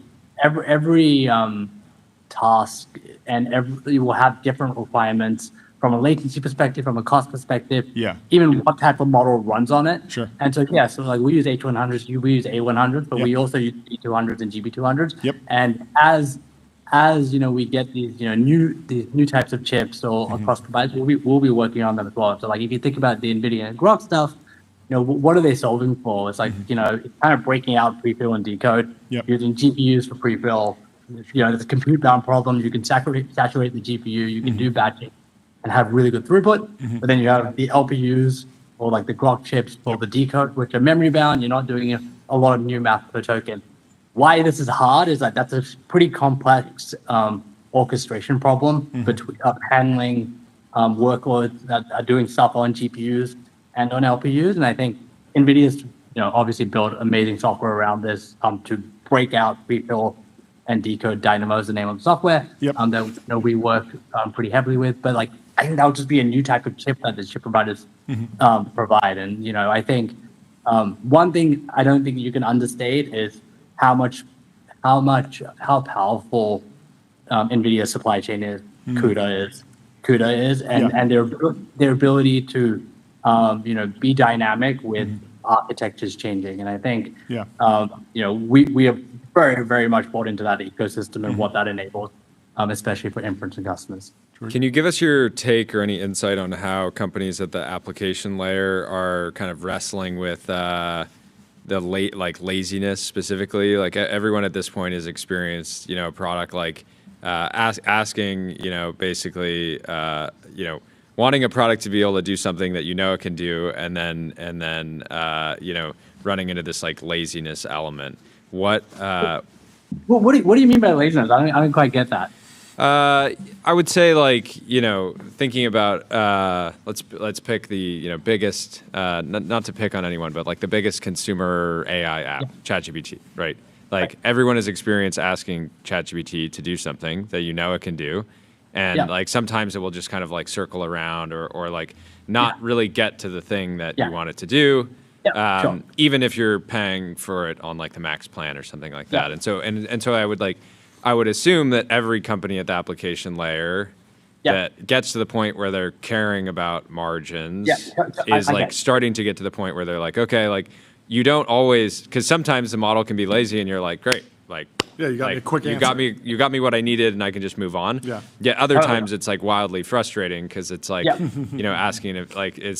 asking an employee to do something at 5 o'clock and they're like, oh, like I mean, isn't that like to me that's like what defines a great application layer company, right? Like the ones that aren't good are just wrapping around GPT and or whatever model, and you as a user are left to deal with that laziness. I think the best application layer companies, it's like serving the right amount of intelligence for the task, and setting up the harness and how to use it for the problem that your user is asking you to solve for them, or you were trying to solve. Like if a company like Open Evidence was just doing something the lazy way, that would not only be really, really expensive, but they wouldn't do a really good job of solving that problem for their users, and it wouldn't be a great business in the long term. But what makes these companies so good at how they use the models, how they use multiple models, and how they architect that to the thing the user is asking them, and then layering in how do we do this efficiently so we can make a business out of it. And to me, there is going to be a great divide in solving that laziness problem. I think that's a good way to put it, actually. You said two things that I'm sort of having trouble reconciling. Yep. You said that you're chip agnostic, but then you also praised the dominance of the CUDA ecosystem. Yep. Is it getting easier to implement LLMs in a way that run on multiple chipsets? We've obviously seen really strong performance from DeepMind on the TPU stack, and Anthropic's talking about TPU now. But for a long time, the narrative was like, oh, it's going to be really cumbersome to re-platform off of the CUDA ecosystem. How are you thinking about just multi-chip architectures these days? Yeah, I mean, look, I think it is getting easier, but it is not easy. You know, Welcome to entrepreneurship. But, it's like, it's a, and like, look, just sitting on top of like, that's why like NVIDIA is such a great partner for us. It's like sitting on them doing this stuff. We were, I mean, did you guys play FIFA or anything like that when you were growing up with Madden? Like, I was more of Counter-Strike, Call of Duty. Yeah, for sure. But did you StarCraft? Yeah. It's pretty amazing that when we are doing stuff for GPUs today, we're downloading from this a website that looks exactly the same as the NVIDIA driver page. Oh yeah. From the early 2000s. That is also the amazingness of it, of like how rich that is and how powerful it is. And I think that is, yes, it's getting easier, and diversification is great everywhere downstream, but also like NVIDIA is just amazing at what they do.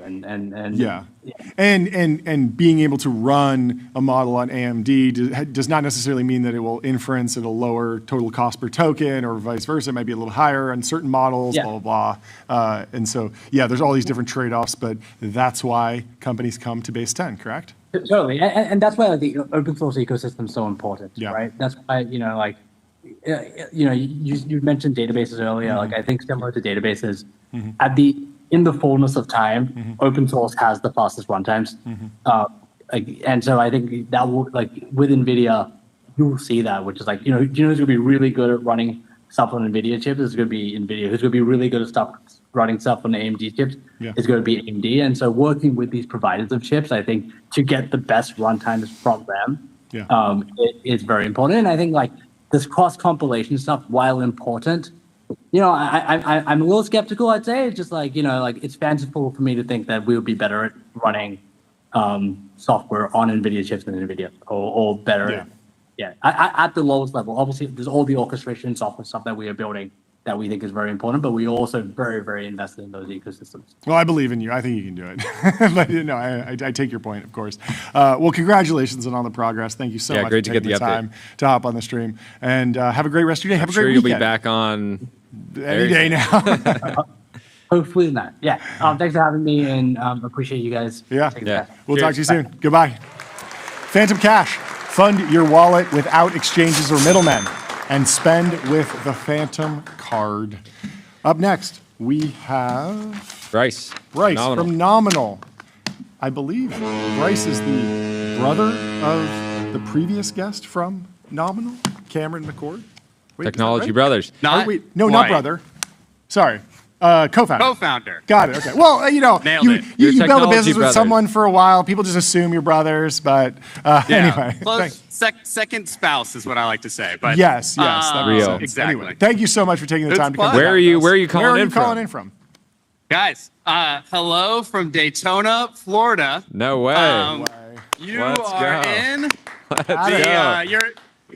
you're in the garage, you're in the pits at the Rolex 24. So we are here. So Nominal, the company Cameron, Jason, and I co-founded. We announced our partnership this week with Pratt Miller Motorsports. That's amazing. Congratulations. Thank you. Great timing. Come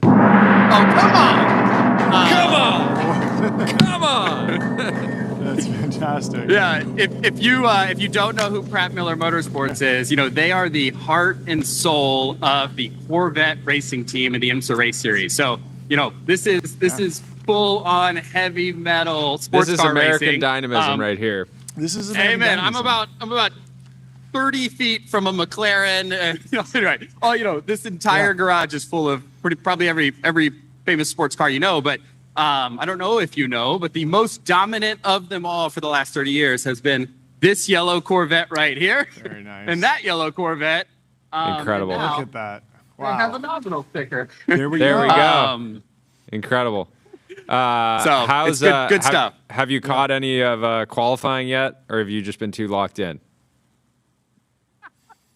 Yeah, this is the epitome of forward deployed because we just sent a founder to make sure this went perfect. But it's been really fun. Yeah, I've been here for a couple days. We are last night we were running our late night practice sessions. So Daytona itself is a brutal race to start the season. It's a 24-hour race. I'm not sure if you, like me, have now seen a Best Picture nominee, but in the F1 movie, Brad Pitt's F1 movie, the first 7 or 8 minutes is actually Sonny Hayes, Brad Pitt, racing here at the Rolex 24. And it's him racing the night shift. So, amen. But yeah, him racing the night shift. So, last night's practice session, every team gets one night to go out and actually see the race conditions at night. Different temperature profiles, totally different, race profile. You have I found out at turn 5 right here, you have headlights from the parking lot that you have to deal with. Interesting. It's been a wildly interesting journey, but on the nominal partnership side, it's also been just really fun to see we've had a lot of wonderful meetings and things about strategy and race strategy and this and that, but we are watching it come alive here.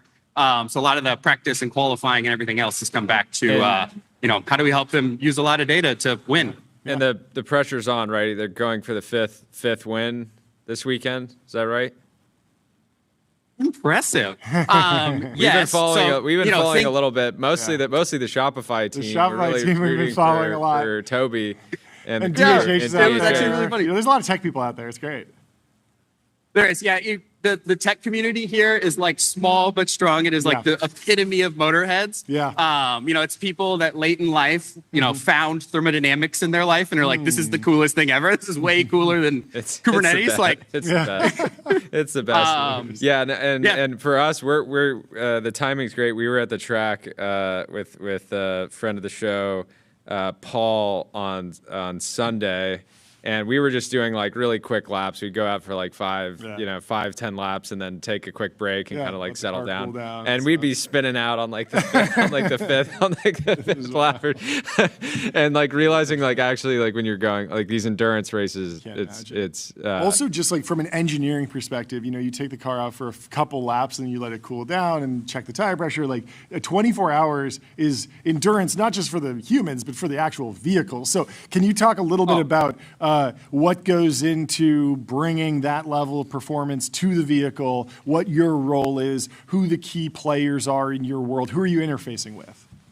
Yeah, oh my God.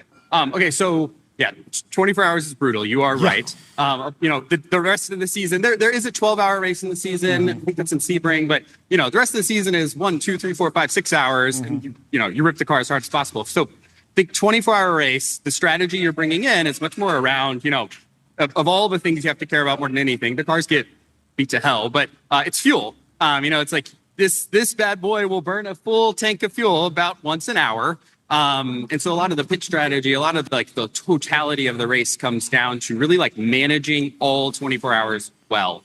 And so our role in this, we come alongside this absolutely elite engineering team and help them, make those calls. Sometimes it's the highest level. Do we need to switch drivers earlier? Do we need to do something else? Let me think of another. Oh, okay. I got a fun one. Last night, one of the things we were looking at is I can't give away all the secrets, but I know everyone says they do this, but Pratt Miller actually does this and does it better than anyone else. But last night they were talking about managing fuel from a consumption standpoint. So think we're watching how throttling is happening, a bunch of other things. Think when this comes into play as the car is, you're behind someone else and your goal ends up being, how can I get them to stay on the throttle as much as possible? Because if they burn more fuel than I burn, and we both go into the pits together, the long pole in the tent of a pit stop is refilling the tank. So they refill for 5 seconds, we refill for 1 second, and we run right past them. Interesting. And that type of stuff, that is not a trivial thing to do. That is complex math happening. That's tons of different telemetry, nominal. And to be clear, Pratt Miller has been building elite software here for 25 years. I was in the second grade when they started building race software. this is much more around like teams like this are amazing because they just are obsessed with winning. And so this whole partnership has really blossomed out of like that openness. You know, like we have plenty of wonderful, elite, amazing customers that have interesting things that they've built. And like, you know, there's a journey with getting them to like really adapt the way that we think engineers should work in Nominal, where Pratt Miller's like, okay, cool, I have all of this. Well, like, it's an engineering sport. Yeah. It's an engineering sport. Like I imagine a lot of those engineers could go in a second and walk down to El Segundo and be hired on the spot, right? So, amen. The amount of people that have left the Pratt Miller team to go to like the Andurils of the world, there's a lot. And so, you know, this Pratt was Miller's in like, my past life. Please stay. Palmer, please stop poaching. But zoom out for me and try and make a little bit clearer the involvement of Nominal in this, how the product's being used, where the endpoints are. Are you working on manufacturing new parts for the car, managing supply chain, testing? Like what else goes in, and then maybe contextualize it with the work that you do with other defense contractors and other businesses? Yeah, totally. So think like Pratt Miller selected us and brought us in to think like, how can we transform how engineers and all of their partners, so they don't just build these 2 cars, but they also build 3 more Corvettes in the field for other teams. You know, how can they come in and like rethink fundamentally testing, telemetry, decision making across race operations? So these are producing terabytes and terabytes of data this weekend. You know, we have to do a whole lot with that during the weekend to make really good calls. And way more importantly, we need to like catalog and index and manage like all of this volume of data. And then like, you know, what we do for the team is like, it's not just about these 10 races a season. Like you win when you have the same system integrated into your driver sim. Pratt Miller's also been way far ahead in the way that they think about driver sims in the IMSA Sports Car Racing League. So all of the data from the driver sim is making it back into Nominal.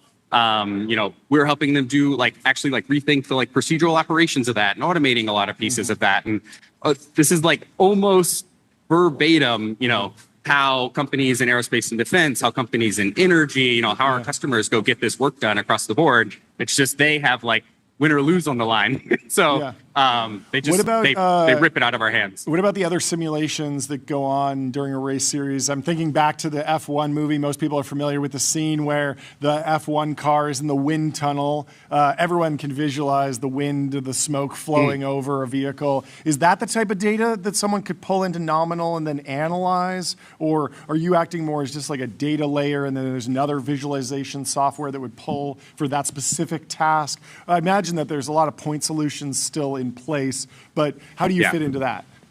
Totally. Okay, I'll tell you about the old world and we'll go to the new world. So they have a team here that manages like all of the Corvettes on the field. So not the Pratt Miller race team, it's like the Corvette racing team. You know, I last night was sitting with them and watching them click through somewhere between 6 to 8 different pieces of software to like root cause a problem. A little bit of analysis here, a little bit of data management here, go find the thing over here. Like Nominal has been built on the principle of like clarity really, really fast comes with an end-to-end stack. It is how you manage the data, it is how you monitor the data, and it's how you analyze the data. So, you know, these engineers hop into Nominal and they're doing everything from figuring out, you know, yes, wind tunnels and other things are important. That's, you know, it's ultimately like small parts of the team thinking about something like aerodynamics. You know, like way more of the team is thinking about, you know, how are these settings affecting, you know, this particular force? So it's pressures, temperatures, voltages, vibration, video data, log data, you know, all the different word people use in engineers, multimodal, you know, like all the different types of angles that you need as an engineer to make a judgment call. But at the end of the day, it's like, you know, we want to help them make really good judgment calls and then have a really good record of why. And if they can do that really fast, like we've kind of succeeded in the partnership. You mentioned like terabytes of data coming off the car. What's the telemetry like? Like, how is that actually, is it like, are they connected to Wi-Fi? Like, how do you get the data off the car while it's on the track? Oh, man. That is a fun, complex thing. Okay, so, you know, every race league actually just has a lot of regulation here. So like NASCAR, you can't pull any data off the track. F1 has like a mesh network where they are just ripping streams all day long. Huge, really high data rates, like kind of all the things. sports car racing is actually like a really interesting middle ground here where they do have telemetry coming off the car that, race engineers are sitting in double decker, fold out pit stations. With ATVs and stuff. With everything around them. It's like, they're high monitoring the situation. Monitoring the situation. They're situation monitors. We love it. It's the epitome. Yeah. So they'll have data come off the car, but then the really interesting part is like it can't be that high rate of data. They are only allowed to bring very specific sources. Yeah. And then every time it comes in for a pit stop, they'll do things like they put an umbilical into the car, and that is like actually how they have a secure communications line with the driver. Okay. The rest of the race, everyone can listen to everyone else. Oh, no way. But if you want to give your driver a little edge, plug in and wired you do it, and headphones. Amen. And then if you want to get the high volume data off, there's a technician that goes in and pulls out a data stick and puts in a new data stick, and all that starts getting processed in Nominal and in other tools. Cool. So that's the fun. That's amazing. Well, good luck to everyone. Thank you so much for taking some time out of a busy day to come chat with us. Yeah, so many more questions. What an This was awesome. moment. Well, that's great. My only ask is, please, I need you to, if you don't have a team in IMSA, I need you to pledge allegiance to the yellow Corvette. I'm down. And that's the only thing. Make your plans for the weekend. Rolex 24. We'll watch it. Thanks, I love an American manufacturer. He's got his eye on the ZR1 X already. So it's a good car. Anyway, great stuff. Great hanging, Bryce. Good luck out there this weekend. Have a good rest of your day. Fin.ai, the #1 AI agent for customer service. If you want AI to handle your customer support, go to Fin.ai. And up next, Gozy in the chat says forward deployed CEOs. That's the new meta. I like it. Our Lambda lightning round continues with Max Sparrow. What do we call him? A slop janitor? Pangram Labs? Yeah, slop janitor, Pangram Labs. Max, how are you doing? Thank you so much for taking the time to hop on the show. How are you doing? I'm great. Yeah, just cleaning up slop on X. It seems like it. When did this project start? I feel like I've seen most of the viral stuff in the last few weeks, but have you been building this company for a while? Give us a little bit of the prehistory. Yeah, so the company's been around for about 2 years. We've been building models to detect AI-generated content. Sure. And just doing a lot of the research. Yes. And trying to be the most accurate in the market. Sure. But it wasn't until end of 2025, December 29th actually was the first day where I launched the Twitter bot, and it's really just blown up since then. People are using it on articles, on basically all of these long form posts that people are just posting slop. Yep. Online. So are you already monetizing it? Because I imagine you have a ton of attention, a ton of people that wind up on the tool. I interact with it mostly I see the screenshots that people post, or I see your post. But are there businesses who have an incentive to partner with you? Are you talking to big platforms, small companies? Like, have you started, what does the business look like today? Yeah. So individuals can either sign up for a free account on Pangram, they can get a Chrome extension and check things in the browser, or you can pay $20 a month to get access to a lot more checks. Yeah. But we also work with internet platforms. Okay. So one of our biggest customers is Quora. Oh, so yeah. they send most of their content through Pangram makes just to sense. understand, is it AI generated or not, because that's against their policy and they want to keep the platform high quality. And so, we've had a number of API users, a bunch of different internet platforms, large and small. Are you worried Resumes, about people hiring basically platforms as well? either officially RLing on you, or basically DIY reinforcement learning by just generate me an essay, go into Pangram, it's at 100%, make some changes and remove the M dashes. Okay, it went down to 70%, rewrite a couple sentences and just keep iterating until I get it down to 0%. People are trying. I think that's part of the fun is that this is such an adversarial space. Oh, yeah. And so part of keeping up with it is just making sure, we're robust to these GRPO attacks and this RL on the model. Yeah. Does it make you mad when people are sharing an article on X and it's obviously written by AI, but they're just this is the most well-written essay I've ever read on this topic. Changed my life. This changed my life. Infuriating. And the person probably spent 15 seconds just typing in ChatGPT, make it really deep, make it really good. Yeah. No. The worst one that I read was Tell us. Was this the one that went viral about the supposed Uber Eats or DoorDash whistleblower. That's right. Who's they wrote on Reddit, their entire post was AI generated. And they're talking about how the company's so evil. And I think it went viral just because people wanted to believe that it's true, even though it's like obvious slop. Wait, were you able to clock that as AI just personally or with Pangram? Because when I read it, it didn't jump out to me as AI generated, but there were other flags that just seemed like factually inaccurate or just inconsistencies and like logical To me, it immediately read like fan fiction. It was yes. I'm in a public library, burner laptop. It's like who does that? You can just post on Reddit anonymously. Like Reddit is not going to come and like arrest you. I don't know. Anyway, how did you clock it? Personally, with the tool, both? What were you thinking? Yeah. I was reading it. I'm like, this reads like a story. This reads like a story and not like real life somebody writing this. And then I checked it with Pangram, said 100% AI. And I went to the comments, and there were already other people who were saying that this is obviously AI. Okay. Yeah, and then talk about the impact. Like, is this an AI safety project? Do you think that there's like a societal disaster that comes from AI slop? Is it something we'll adjust to? Is there a white pill good outcome here? How do you like process the like philosophical part of your work?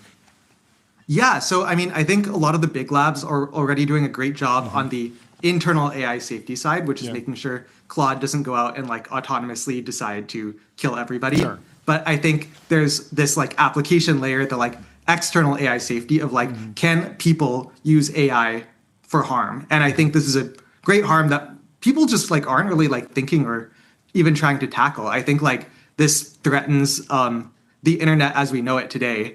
I don't if you're aware of like dead internet theory of just the idea that the internet is just going to become bots talking to bots, and it's like a ghost town where people can't participate anymore because their voices are drowned out by bots. And I think we're very much at risk of this if we don't have any technology to solve it.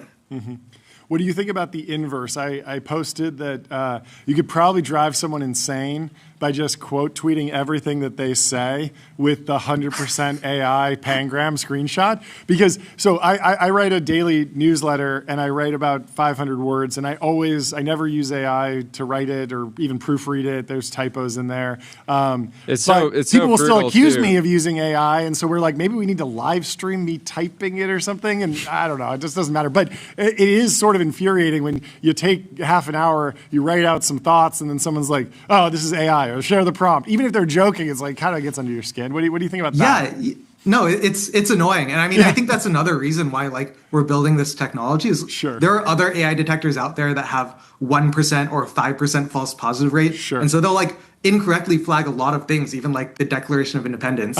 And so so Pangram has a 1 in 10,000 false positive rate. Wow. So the goal is we are almost never flagging something incorrectly. If we say it's human, like we know it's human. Yeah. Are you working with any of the big dating apps yet? I can imagine that this is something they'd want in kind of like actual like on the user side as you're uploading, because they want to not have AI generated content because that would create a bad experience for users broadly.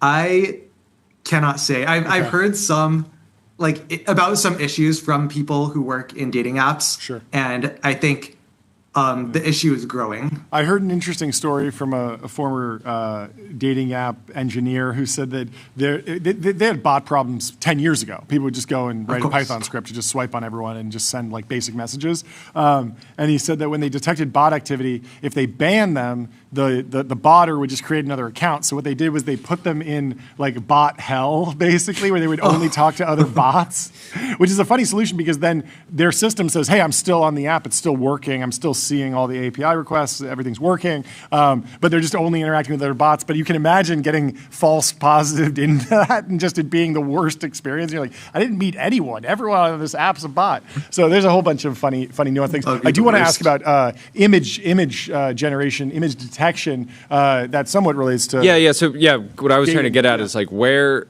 I assume over time, like most written content will have been run through some type of model before it's published, almost like a spell check even. So I'm trying to think about like where do you really not want AI content, right? Like I don't care if somebody uses and Gen AI to make like a headshot, right? Yeah. Because like if they just want a headshot that looks somewhat like them, it's not. They might go into not that- Photoshop anyway and add some color correction, increase the contrast. Yeah, it's fix just a pimple or something. Not that big of a deal. But where I do think is like probably the most pressing issue right now is just like anything news related. So if you're sharing things that are like news or any content that people are using to understand the world. Like I could imagine, like, are we moving to a world where you'll have to add like a pangram watermark to the post? Like is that the kind of behavior that we want? Because like if an AI generated image goes up, 2 million people see it, and then 6 hours later it gets community noted and says like, okay, this was generated by AI. It's too late. Like 2 million people may have thought it was real. That's a huge problem, and actually like this is happening today. So if you know like all the Russian troll farms where they're like posting comments and like news articles, Russia has expanded this to basically just use LLMs that they've fine-tuned themselves. And we've seen news websites come out of Russia that just have 50,000 articles that are completely AI generated. Most of them are like normal news, and then some of them are really pushing the like pro-Russia, anti-Ukraine stance. Yeah. And they're just posing as like random like Oregon local news. Whoa. And these are crazy, and they're popping up faster than we can take them. Yeah. Like we can. And the White White House shared an AI generated image. AI modified image. Yes. AI modified, but got community noted on X, got quote tweeted, but I mean it's an increasing issue. What is the state of potential bots on other platforms? It's great that you got the bot working on X, but it seems like we really need it on Facebook. If there's a couch the size of a room that is in the shape of a gorilla, there should be pangram in the comments saying this is AI generated, so the elderly generation perhaps is protected from slop. So next up for us is Reddit and LinkedIn. Okay. So I think Reddit, there's a bunch of viral posts that are AI generated. I think people know that they can karma farm an account and then sell it to a bot farm or something. And then on LinkedIn, I think it's just funny because like people are like genuinely posting slop. Like they're not bots. They're just like posting AI slop every day. Yeah. What is the state of wiring up a bot on a modern social network these days? I feel like a lot of the APIs have closed down a fair amount. Is it something where you need to have a relationship with the business to actually run a useful bot that I would say, as a user, I want this. It's not malicious activity, but you're still getting API access. You could slop yourself if you wanted to. You have the access. So what's involved in actually spinning up a bot and keeping it online and keeping it posting regularly without hitting rate limits? So for Twitter, it's actually pretty easy. I mean, besides having to pay $200 a month, and then if we pass some limit, well, now they have usage-based API. Sure. But otherwise, before this, the next tier up was $5,000 a month, which is absurd. But I spoke with some of the X people. for a startup that has funding. If you're growing, like it's not It's not completely absurd, prohibitively. But you can't do that as a hobbyist. Sure. But yeah, it was not too bad with X. And then the other platforms seem to be a lot more locked down. So LinkedIn, I've been waiting for API approval for 2 weeks now. And Reddit, kind of same thing. Yeah. But I mean, Reddit seems to be pretty bot friendly. So I think we'll get there eventually. Yeah. I've never seen a reply bot on LinkedIn, but have you been surprised really by conversations with any of the platforms? Because in some ways they just want more content that's engaging. And so there's kind of like this dilemma where they might say like, yeah, we're looking to crack down on fake imagery, but in reality they're like, okay, this is driving engagement. This is not like, it's like, even with X, people have always said like, do they really want to crack down on bots, or like do they just say they want to crack down on bots? Because in some ways like it's just driving notifications for people that might not otherwise be having a lot of activity. One man's slop is another man's filet mignon. The LinkedIn trust and safety folks seem so resigned. It seems like they're having such a bad time because in every single text box, there's a little like write with AI button. So like I want to compose a post, I write 20 words and then have it expanded out into like a long essay. Or same with like in-mails. They'll AI generate in-mails that are customized for the person's profile. And so like they can't actually do anything around like AI slop or using AI as a signal because it's so integrated into the platform at this point. And I think to the detriment of the platform, like the quality of content there is so low now. It is how many growing, words? How many words of text do you actually need to detect if something's AI? Yeah, I've seen some people tag Pangram with like someone will post like one sentence, and it's just like I don't know if it's a hallucination or something, but it's a funny meme. So our official line is 75 words, but I made it smaller for Twitter because obviously there's so many short posts, and typically what is going to happen is just going to say it's human, like. Unless it's like really obviously AI or like as an AI language model, comma. Sure.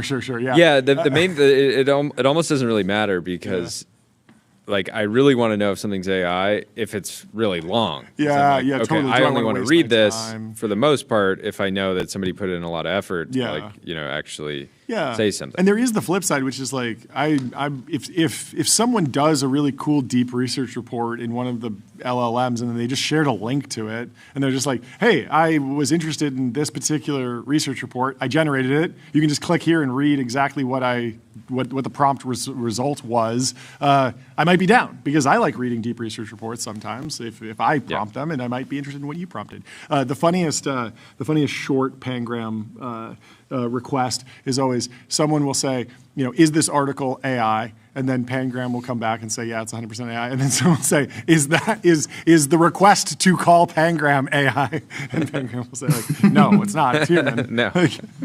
But anyway, so what's next? What's next with the business? What's the state of the company? How large is the company? Where do you see this all going? So far, we're pretty small. We're still seed stage, 9 people. But since July, we've grown 25x in terms of users and number of queries.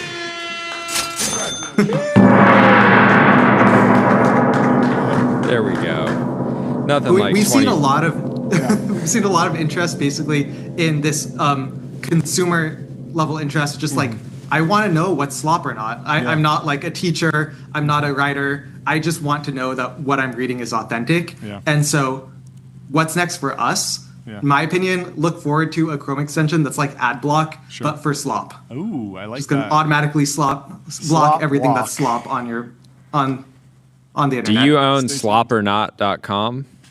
I do not. You should. It's not for sale. Somebody else beat you to it, but somebody has it. Oh well. Yeah. Well, congratulations on the progress, the virality. I love seeing it, and thanks for all the hard work. It's really doing good for the world. For sure. In the slop era. Yeah. Thanks so much. Have a good rest of your day. We'll talk to you soon. Talk soon. Bye. Let me tell you about Plaid. Plaid powers the apps you use to spend, save, borrow, and invest, securely connecting bank accounts to move money, fight fraud, and improve lending now with AI. Next up. Actually, our next guest pause. will be in the Restream waiting room. Still waiting on Russ from Live In Kit. the meantime, we have some massive news. Johnny Carson's former LA estate just listed for $40 million. Whoa. Little teaser, the mansion section. We will be getting to it later in the show. But the Los Angeles estate that late-night TV legend Johnny Carson once called home has hit the market for a dash under $40 million. All proceeds from the sale have been earmarked for 3 charities: Cedars-Sinai Medical Center, the David Geffen Foundation, and SHARE, which supports disabled, abused, and neglected children. Compass is sharing the listing. He's a longtime host of The Tonight Show, and he died in 2005 at age 79, an absolutely legendary talk show host. Big inspiration for me. If you haven't listened to the Johnny Carson episode of Founders, you absolutely should. It's fantastic. Also, we previously reviewed his other house, the Malibu compound, that recently hit the market for $110 million. Still sitting on the market. So originally built in Fantastic 1950 for Mervyn LeRoy, the late film producer and director, best known for his work on The Wizard of Oz. Have you seen The Wizard of Oz? Yes. Wow. But I think I was like forced to watch that in school at some point. Yeah, the Yellow Brick Road, Dorothy, it's Toto, it's good. The estate rests, this particular estate rests on 1.5 acres in the prime Eastgate enclave. A gated driveway bolstered by a security booth empties at an expansive motor court with 2 garages with room for 4 vehicles, with sprawling stucco and stone accented structure at its center, offering 6 bedrooms and 11 bathrooms. It's 9,000 square feet across a single level. It's introduced via a marble-clad foyer with access to an elegant wet bar-equipped living room that wraps around to a cozy wood-paneled den. I like that. I like the sound of that. Den. You love a Very wood-paneled den. I love wood paneling generally. Ideally, mahogany, the official wood of business. We need a mahogany sponsor. It's truly huge missed opportunity. From there, you've been mahogany's strongest soldiers. We love mahogany. From there, a spacious living room sports a fireplace and pocketing doors spilling out to a pillared loggia. I'm not familiar with that word. While a formal dining room connects to a kitchen with an eat-in island and a breakfast nook. A soaring rotunda flows to a posh primary estate, which has a fireside sitting area and dual walk-in closets and baths. It has a tennis court. Of course. A basement with a wine cellar. Detached 2-story guest house that once housed Carson's office. The amenities continue outdoors. The manicured grounds host a sun deck, encased pool, and spa flanked by an open-air cabana with a fireplace, as well as a lighted tennis court and a viewing pavilion holding a kitchenette and powder room, so you can view the tennis that's played. Per the Wall Street Journal, Carson had to convince Joanna to relocate from the East Coast to the West Coast. She was truly a New Yorker at her core, so it was hard to move her out to California. The nephew said, who's How the about trustee of 1.5 acres in Bel Air? Will that do it? Not a bad option. Well, there are some other stories in the mansion section which we should go through.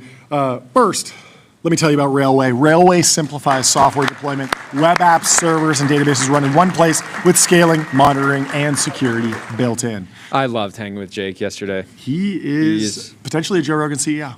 Fantastic conversationalist, fantastic. The way he breaks things down, tells stories. I really enjoyed that conversation. Yeah, he'll be back. He's on a generational run, and congratulations to him again on the good news.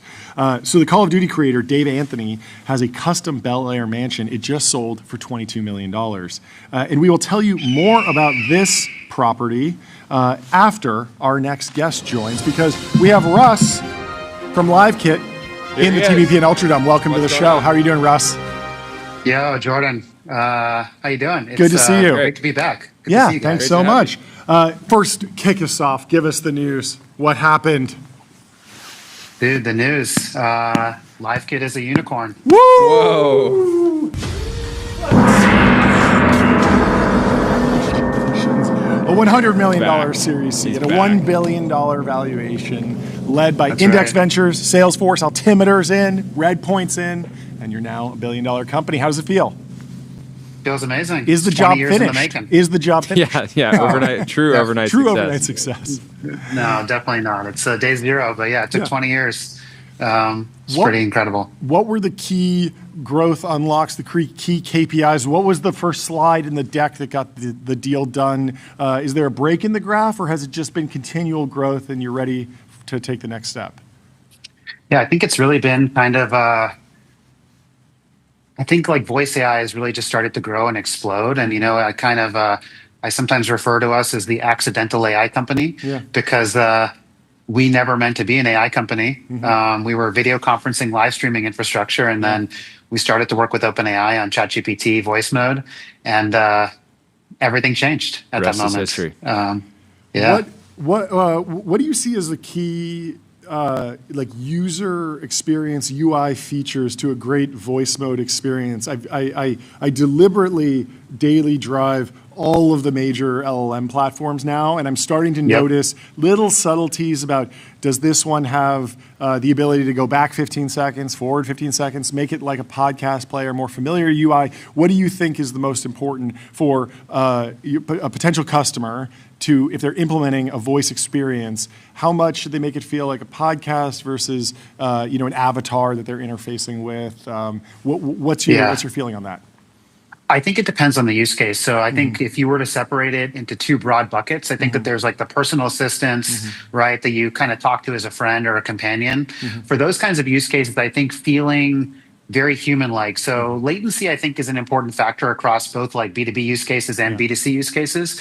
But I think especially true in the B2C use cases, you kind of expect that an assistant you talk to is going to feel like talking to a human being and have a level of empathy that is not always necessary in a B2B use case. So for a B2B use case, I'll give you an example. Like if you're trying to do patient intake at a hospital using an AI, call it on the phone. Like really the goal, the job to be done there is to get on my doctor's calendar, right? It's, do you need it to sound like a human or to respond with the absolute lowest latency possible?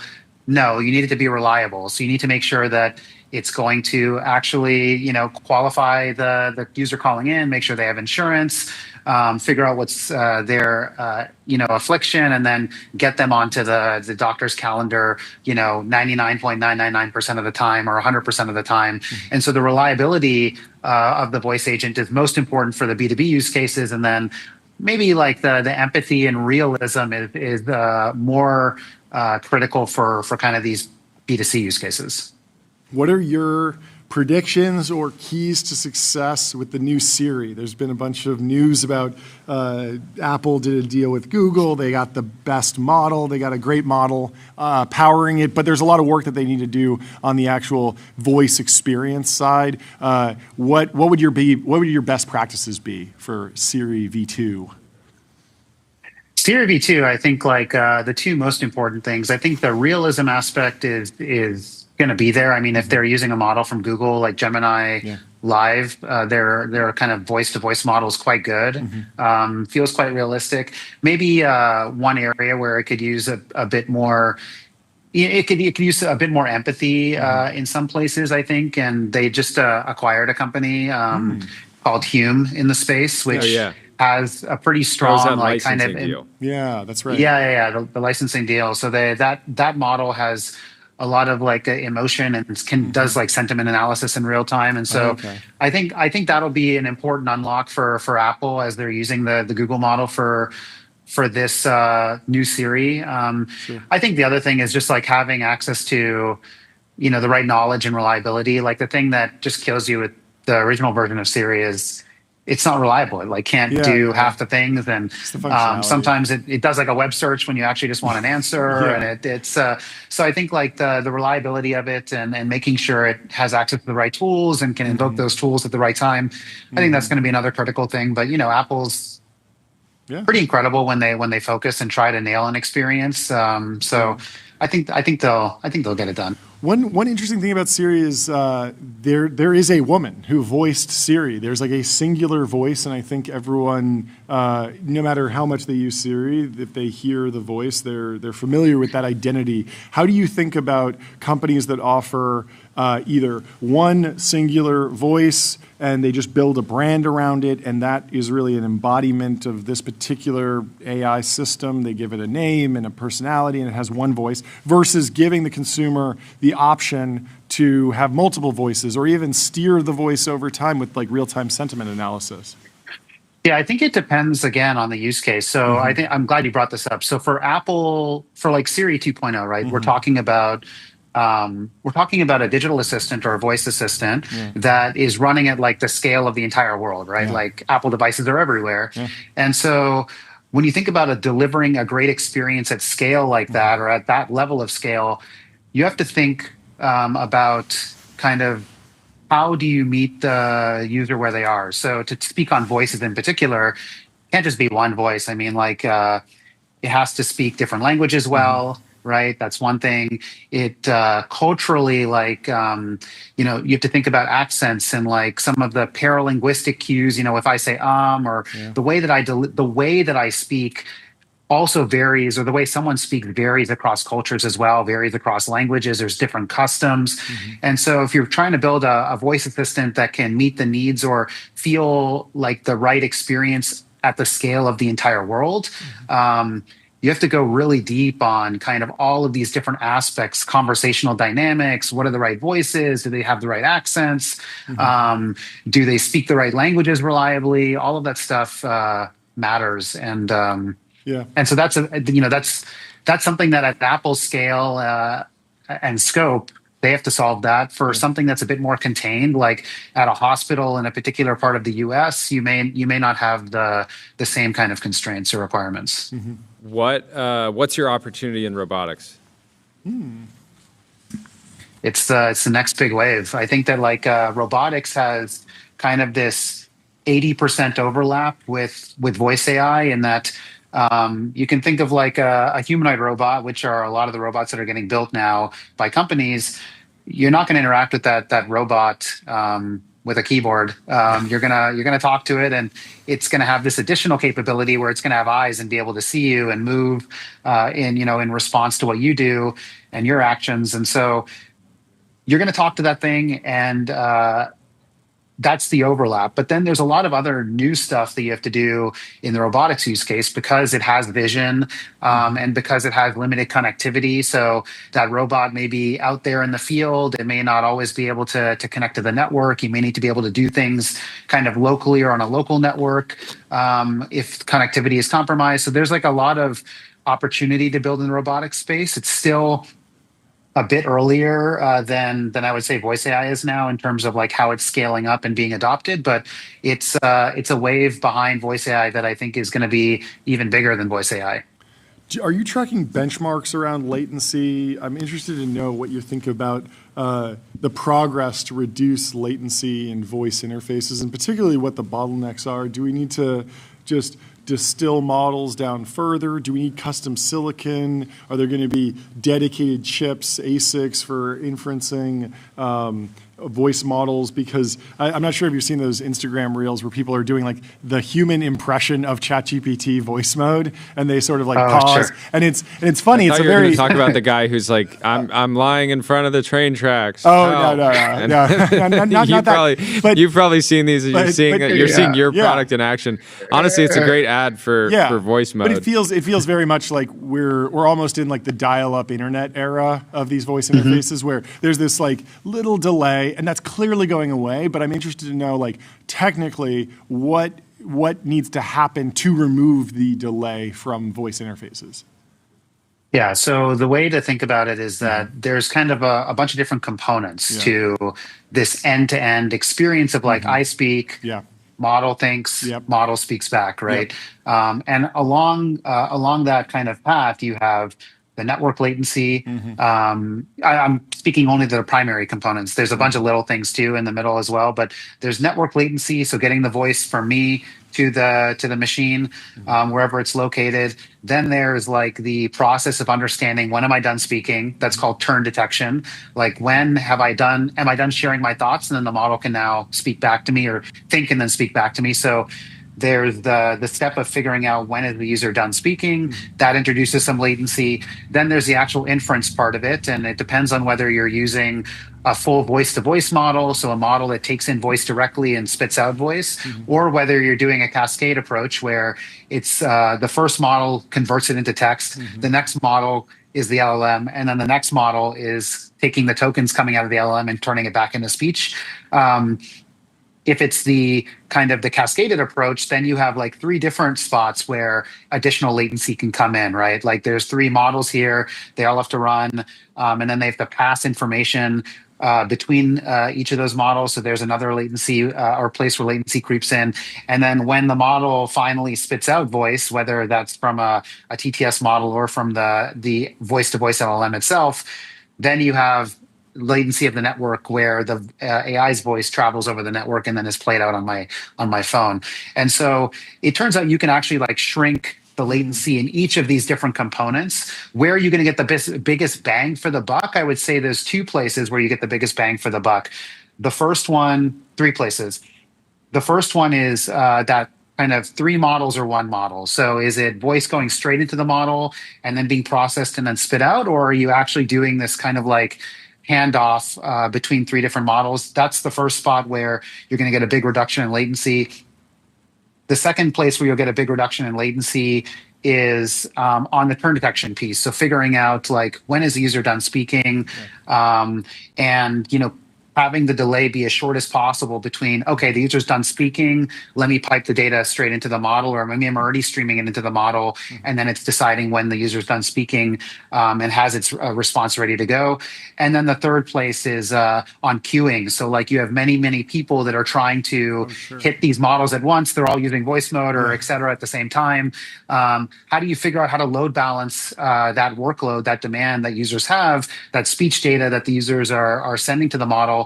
How do you figure out how to make sure that there's a model already waiting and consuming that speech versus making it queue up and wait, and then this person goes and gets a response and this person goes? So doing the load balancing across those GPU workloads is another. And then as you mentioned, I think like you can get a speed up on the model side from hosting it on better hardware or chips that are dedicated to a particular type of architecture. Yeah, that makes sense. Yeah.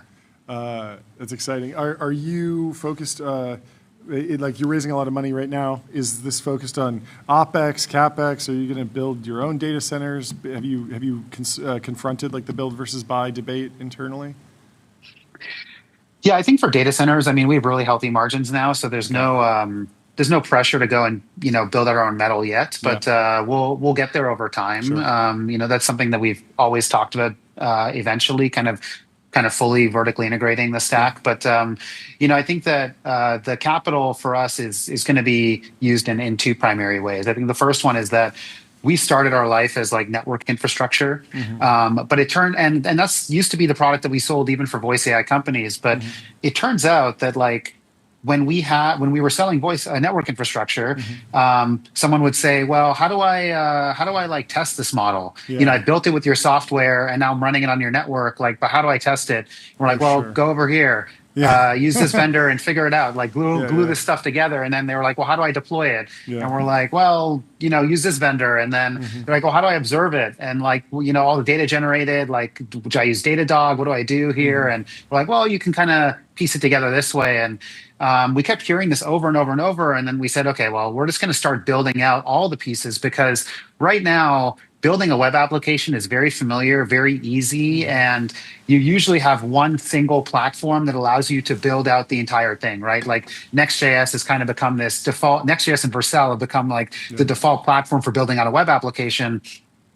But a voice AI application, a robotics application, these things are actually very different from a web application. It's a completely different architecture. At the top of the iceberg, it looks like, oh, well, instead of typing and clicking a mouse, now I'm talking, and the AI can see me. But just that kind of change at the input layer underneath changes everything about the underlying architecture of how that application is built and all the infrastructure you need to get that thing built. And so what we're doing is we're really building every single piece of that across the entire development lifecycle, so that you can start with LiveKit from zero, just a dream, scale to the moon in production, in reality with LiveKit. And you don't really need to like go anywhere else. You can do everything within the platform. And so the first part is just building out this product, right? The surface area of it is much wider than where we started. So that's the first thing for the capital. And then the second thing is really investing in DevRel and some go-to-market around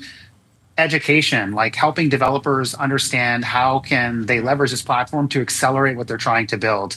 It's like lots of sample apps and workshops and things like that, events to make sure that people know that there's this tool that's kind of magical and can accelerate, their roadmap and their kind of progress towards the vision of what they're trying to do. Yeah, makes sense. Well, congratulations again. Thank you so much for taking the time to come chat with us. And hope you have a great rest of your whole team. Yeah, have a great weekend. We'll talk to you soon. You too. Appreciate it. Goodbye. Let me tell you about Figma. Figma Make isn't your average vibe coding tool. It lives in Figma, so outputs look good, feel real, and stay connected to how teams build, create code-backed prototypes and apps fast. Back to the Rob Report. Call of Duty creator Dave Anthony's custom Bel Air mansion just sold for $22 million. It was down in price. They first listed it 18 months ago for $27 million, and subsequently it underwent a number of price drops.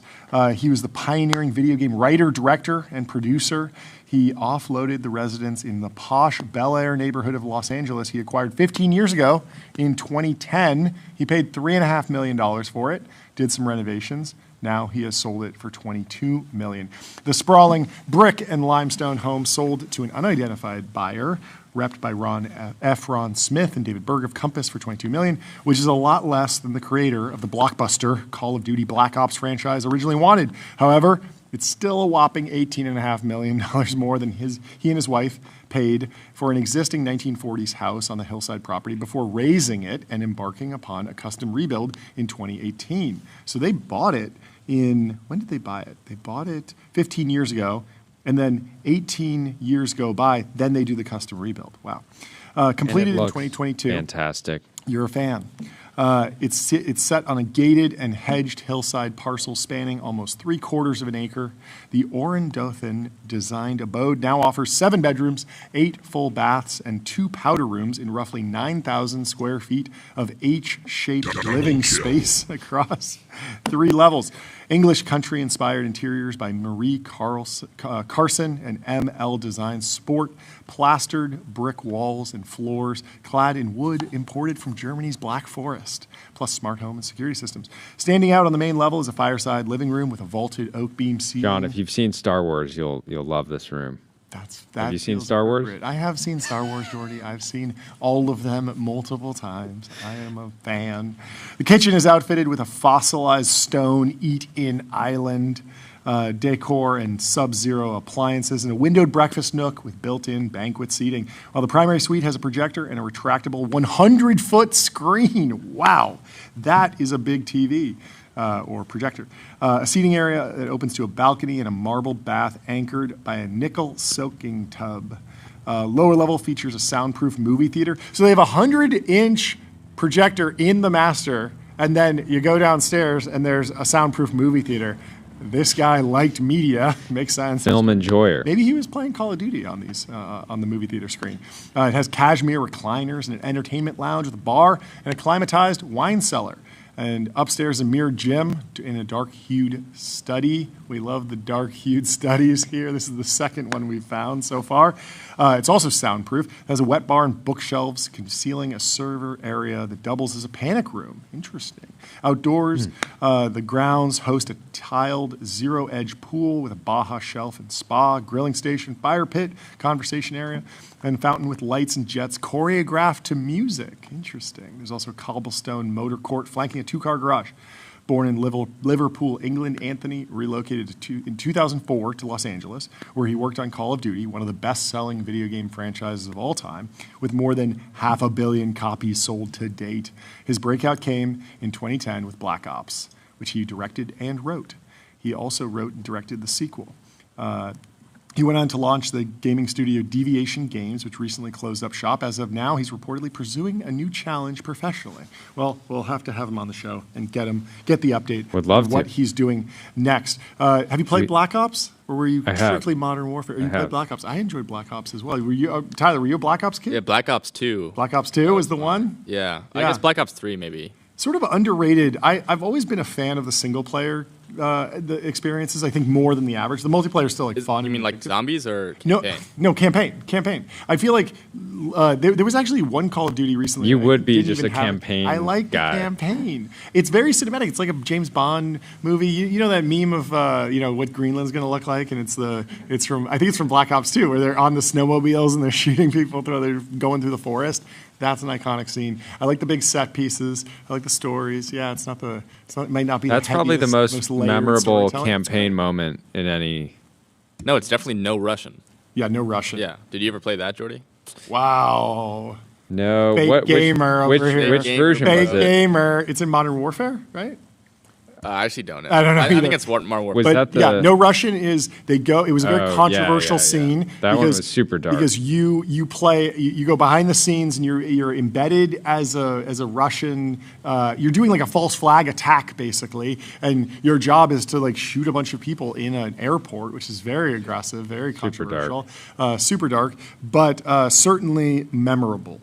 as is Shopify. Shopify, the commerce platform that grows with your business, that lets you sell in seconds, online, in-store, on mobile, on social, on marketplaces, and now with AI agents. Let's head over to Montana. Okay, we're going to Montana. The booming mountain town with Montana's most expensive real estate. Once a remote ski outpost, Big Sky has transformed into a destination of wealthy homebuyers.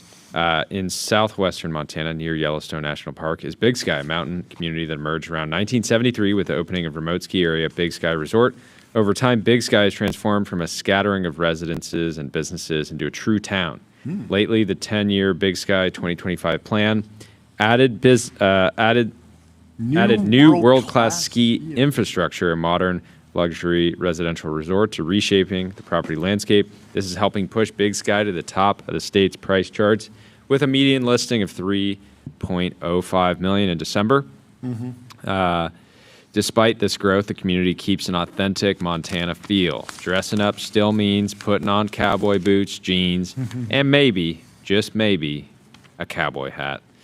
Town Center is a newer commercial and housing hub with a mix of dining, shopping, hotels, and recreation. Nearby, the established Meadow Village has a small business area. Let's give it up for small business areas around the country.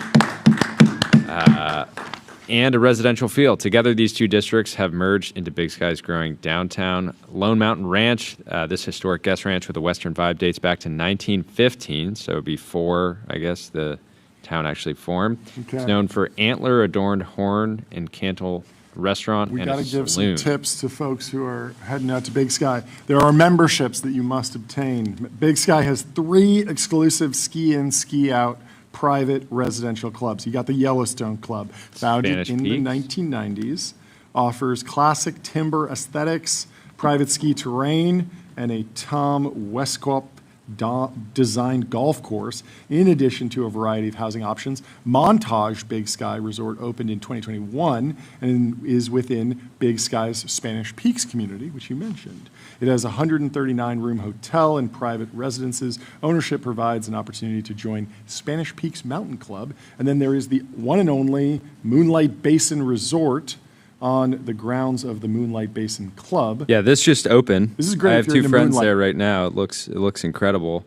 And they have homes. Montage is set up where I think it's only fractional for their residences, whereas Moonlight Basin, or the one and only, you can actually buy entire homes. Yeah. The business model of just buying a bunch of land for cheap and then building a bunch of homes and selling them. It really is sort of like a Montana forever environment. You know, Silicon Valley talks a big game about like building new cities. California and forever. You head out to Montana and they're like, yeah, we built 3 of these like just recently. We built like whole cities. Ski season is obviously the big headliner. Big Sky's calendar is actually a tale of 2 high energy peaks. Winter at the ski resort, spanning 5,850 acres, and one of the largest in the U.S., is the undisputed king. But in the summer, the Big Sky PBR claims the throne as the premier event. It brings together the world's elite bull riders to an outdoor arena in Town Center, pairing the raw grit of professional bull riding with pyrotechnics and mountaintop sunsets. We got some advice for the buyer. The majority of the full-time residents typically live in the vicinity of Meadow Village or Town Center, where there are more condominiums, a real estate broker says. Within a quarter mile outside downtown, there are single-family homes, part-time and second home residents, and on the other hand, often buy in the mountains where there is ski access. Bullis suggests keeping an open mind. Some prospective buyers initially want a single-family residence, she says, but even those who thought they needed a 4 or 5 bedroom house may be swayed by a well-designed condo aesthetic or the convenience of being able to easily lock up and rent out the unit.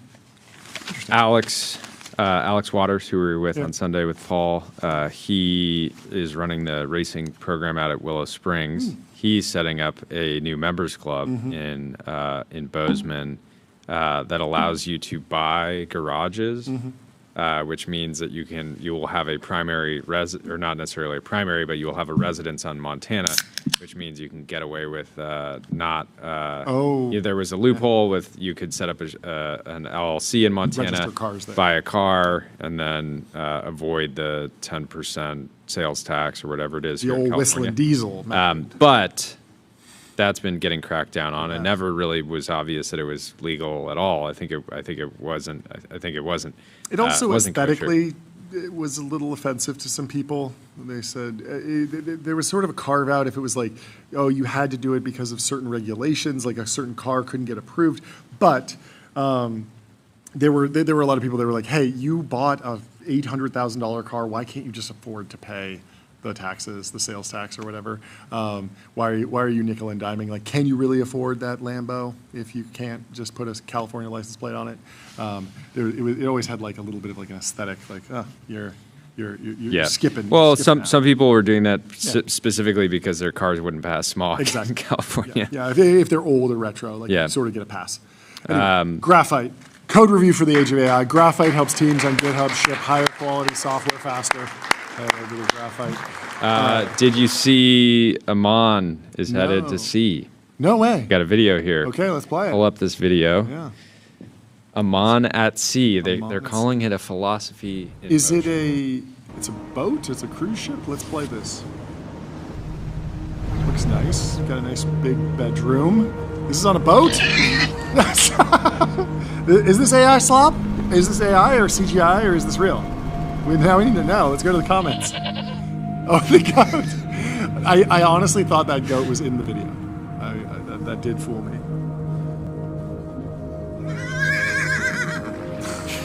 The horse.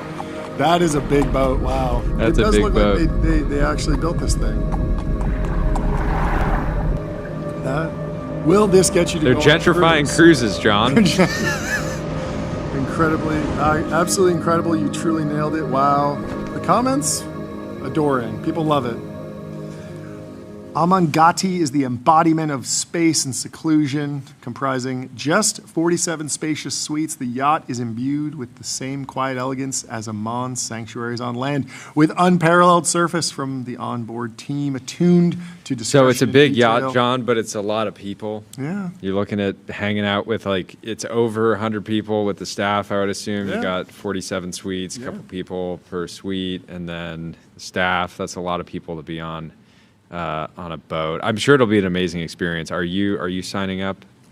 I would. 'Cause I'm not. I've been there's some- anti-cruise for a very long time. I think that there might be an over-rotation against cruise culture. It's been degraded in many ways, where many cruise ships, the aesthetics are very like, okay, you're just basically drinking and gambling the whole time, and it's sort of like boring and bland.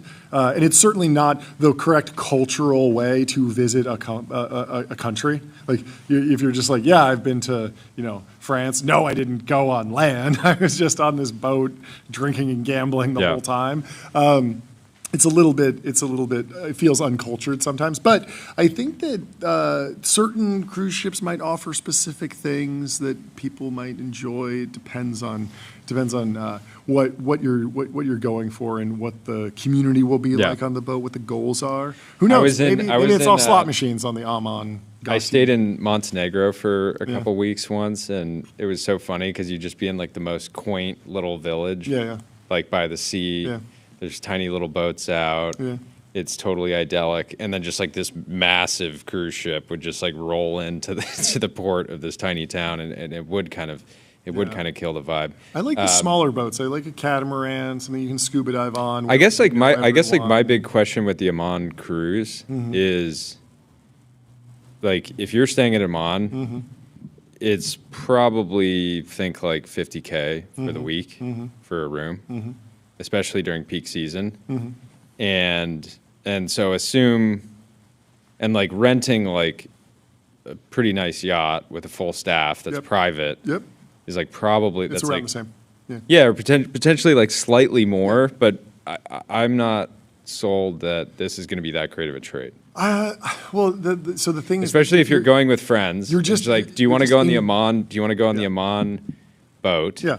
And you're sharing it with 100 other people, or do you and like friends want to get your own boat? You might like hanging out with other random people that are there on the Amman boat. Like, there might be serendipity that comes from the community. That might be. I've met some cool people. Yeah. What if you get like 100 of your boys? You just load the whole thing. It's your boys.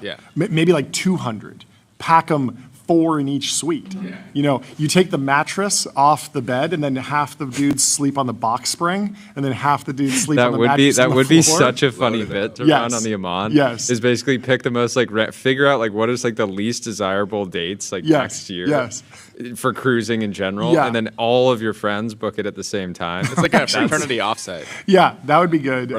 But yeah, I mean, there's nothing wrong. But even then, at that point, you could luxury get suite. how it would be cooler to rent all like your crew in there. It would be cooler to rent 10 yachts with your friends all at the same time, and then just like park them and hang out. I like the idea of just smuggling as many of your boys into one room as possible. Just be like, sir, you selected just 2 guests. Why are there 14 dudes in your room? Why do you have 30 Why sets did you ask of for luggage? a 7th cot to add to your to your room, sir? What's going on? You're like, don't worry about it. The other thing with the Mon is the most like first world problem ever, but like some of the menus are just like so it makes sense, but like so focused on like sushi, like so raw fish heavy that at some point you're like, I need to venture out. Like by like day 5, you're like, I mean, I think that is the actual value prop with the Aman, is that you're potentially reducing the standard deviation, or like the variable experience. Because if you're chartering something privately and you're getting a private boat, like you might have an amazing captain, or you might have a mediocre captain. You kind of got to figure out the reviews and process that. And then, the chef, how are they doing? And then all the crew, are they all good? Whereas Aman, you kind of know that there's like a standard that's being held within that group, and that everyone will be trained to the same standard, that there will be an organization that's maintaining some sort of base level of experience. And so, I don't know. Anyway, 11 Labs. Build intelligent, real-time conversational agents. Reimagine human technology interaction with 11 Labs. We had some breaking news yesterday. Caroline Ellison has been released from federal custody. She, of course, was involved in the FTX drama that erupted a few years ago. She's out, and Martin Shkreli, quote, tweeted us into the oblivion. He ratioed us by changing our... He didn't even use Nano Banana Pro. He just scribbled all over our trading card and said, snitch. Honestly, it worked. Yeah, it did. I was thinking, like, that felt very fast. It does feel fast. It does feel fast. But I'm excited to see what she does next. Will she build something? You know, we've seen some other folks get out and go on to redemption, and we will see. Hopefully at some point she tells her story. It'll be interesting to see her side of it. Maybe she has convincing arguments. I heard she wrote a book. Really? I think there were some leaks. I don't know how true it is, but apparently she was writing. Okay. Well. Jay Yarrow is sharing.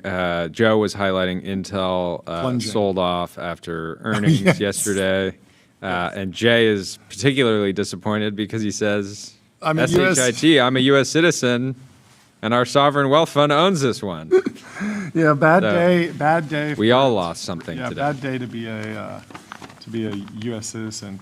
Should we talk about the news on Intel really quickly? Intel posts loss after spending increase. Swung to a loss for the fourth quarter on Thursday, and forecast further losses in the first quarter as the company spends heavily to ramp up production of its latest chips. The company reported a net loss of $333 million for the last 3 months of the year, and analysts were expecting them only to lose $294 million, so they lost more than expected. Revenue was $13.7 billion, and a year ago it was 14.3. So revenue's declining, losses are expanding. It's a bunch of bad news. Shares fell 6.7% in after-hours trading. The CEO, Lip Bhutan, said, our priorities are clear: sharpen execution, reinvigorate engineering excellence, and fully capitalize on the vast opportunity AI presents across all of our businesses. The CFO said industry-wide supply shortages were a factor weighing on results, and said the problem would worsen in the first quarter or 2026 before starting to ease in the spring. Well, I'm rooting for Lip Bhutan. I'm rooting for the folks over at Intel. I'm rooting for the American taxpayer who owns a little bit of Intel. So good luck to all of them. Let me tell you about Okta. Okta helps you assign every AI agent a trusted identity so you get the power of AI without the risk. Secure every agent, secure any agent with Okta. Well said, John. We should talk about this out-of-home campaign. OpenAI has purchased a ton of billboards. They have hit San Francisco. We got a whole bunch of folks at Clay, Valthos, Decagon, Unified GTM, and Christina, of course, from Vanta is sitting there on the billboard. I like the aesthetic, the black and white, the big, there's a lot of white space in the design. It's not too cropped in. I think they executed these billboards very well. And it's fun. OpenAI is such a, it's easy to collapse it into, it's just an app on your phone, it's a singular business, but they do have a lot of partners all over the startup ecosystem, and they are paying tribute to them with this out-of-home campaign. I like to think about the 10 people left in San Francisco that have never heard of AI or OpenAI or ChatGPT, and they're just very confused. Walking around, looking at these nice pictures. It really is for the builders. Yeah. It is another example of San Francisco billboards being very insular, insider jokes. There aren't that many people in many cities that would be able to identify all of these founders by name or know these companies even, especially at the size they put there. They didn't even put taglines. They just put this person's name building this company. You have to know. It's an if you know campaign, but I think there's a lot of people in San Francisco that do in fact know. So congratulations to everyone that is sporting their fits on a billboard in San Francisco now on OpenAI's dime. Let's head over to Fei Li. Yes. According to Natasha at Bloomberg, she's in the fundraising market with talks, early talks, advanced talks, we're not sure, but they're talks to raise $500 million at $5 billion. I do think when you think about the leverage that founders like Fei Li have to be going out and raising this much money this early and just still being like, sorry, the most I can give up is 10%. It's like they all want to do these 10% or less. She deserves the goat sound effect. She deserves the goat on the screen. She's a true goat on the screen. We got a goat on the screen. Li, former TBPN guest. Very happy to have chatted with her. Her company, World Labs, has been posting some very interesting demos. Obviously, there was that box that you could see a virtual 3D world inside. That was very cool. And the way she talks about it is funny because it makes me feel like she's a gamer. And now I just want to, get on Rust with her and experience whatever game she plays because she's sort of becoming an important player in like the future of video games, potentially the future of gaming, the future of the metaverse, and I wonder if she has any favorites or has dabbled on COD late at night on voice chat, screaming at people. What's going on with so Green Oaks, Altimeter? Yes, have initiated a trade dispute with the government of South Korea. They're suing South Korea of unlawfully attacking e-commerce giant Coupang. Yeah. I think Neil went into detail on their investment in Coupang on Invest Like the Best. Yes. It's a great episode. It feels rare to have the venture firms be doing the lawsuit, or to initiate the trade dispute. It's interesting, like where this lawsuit is sitting, because typically, if you back some company and then they get in a dispute with the local government, the company is the one that's sending their lawyers. But in this case, it is Green Oaks and Altimeter. But people are coming out in force supporting Neil Mehta. Gary Tan said, Neil Mehta is who you want by your side when it gets real. Not a lot of investors would go up against a sovereign to defend a founder. South Korea's government is about to find out that Americans don't take well to being bullied. And Brad Gerstner gets in the replies with the American flag and the salute. Let me tell you about Cognition. They're the makers of Devin, the AI software engineer. Crush your backlog with your personal AI engineering team, for sure. Substack. What's going on with Substack? They're going into television. They're taking on big TV. Big TV. They say, according to Max, they're launching Substack TV app on Apple TV and Google TV. Users will be able to watch video posts and Substack live streams. I think this is so much of Substack's opportunity right now is just that X is rolled into XAI. Yeah. And is like not operating, as like a pure play standalone company. Yeah. And so, yeah, I think Substack has been making the most has of it. been definitely ramping up the video functionality. We've done some live streams there. There's a lot of opportunity, and it's a very interesting community. I think that's the strongest thing about Substack is just that it's a very high signal place. Like if you were, the Substack experience is not scrolling random posts, random creators, but I feel very confident about if Substack were to serve me a random piece of content that was doing well across the Substack network, I would enjoy it because the creators that choose to be on Substack, there are just so few. Like yeah, you Slop could see a Spot new Farm. kind of like we were talking about Vimeo earlier. The dynamic that you used to have between Vimeo and YouTube, where Vimeo was like a super intentional place. You Yeah. can see something emerging again where like Vimeo is like Substack TV is like a somewhat more intentional version of YouTube. Yeah. Just because it is like based on like your actual audience, less around just like raw discoverability now. Yeah. Logging onto the Substack TV app and like Yeah. seeing exactly content just from the people that, Yeah. you know. And also with Substack, if you're trying to create like a signal on a piece of content, the fact that people pay is really, really high signal. Like it's hard to clickbait someone all the way to putting their credit card down and being like, I support this creator and I'm willing to pay, $5 or $10 a month for who knows how long. And so that just feels like a really, really strong signal to pull across the network if you're surfacing things. It's like, yes, this person isn't just good at clickbait. They're not just good at driving traffic. They're not just good at thumbnails and titles and hooks. Like they are good at creating such a response from their community that their community puts down their credit cards. And in the case of like Emily Sundberg at Feed Me, maybe they pay more than they have to because people really do enjoy the relationship they're having with the creator. And so Substack has been very, very unique in that.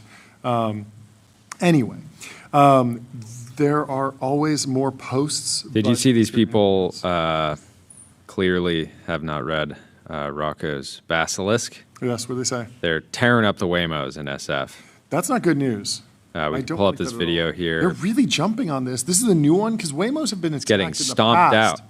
This That's is a new 2 words I haven't said put post. together before. They're really breaking the windshield. Wow. What is this? Did the Waymo drive through a particular protest? Did these people just descend upon a random Waymo? And also, like, this is a crime. This is property Yeah, destruction. what would your mother say? Yeah.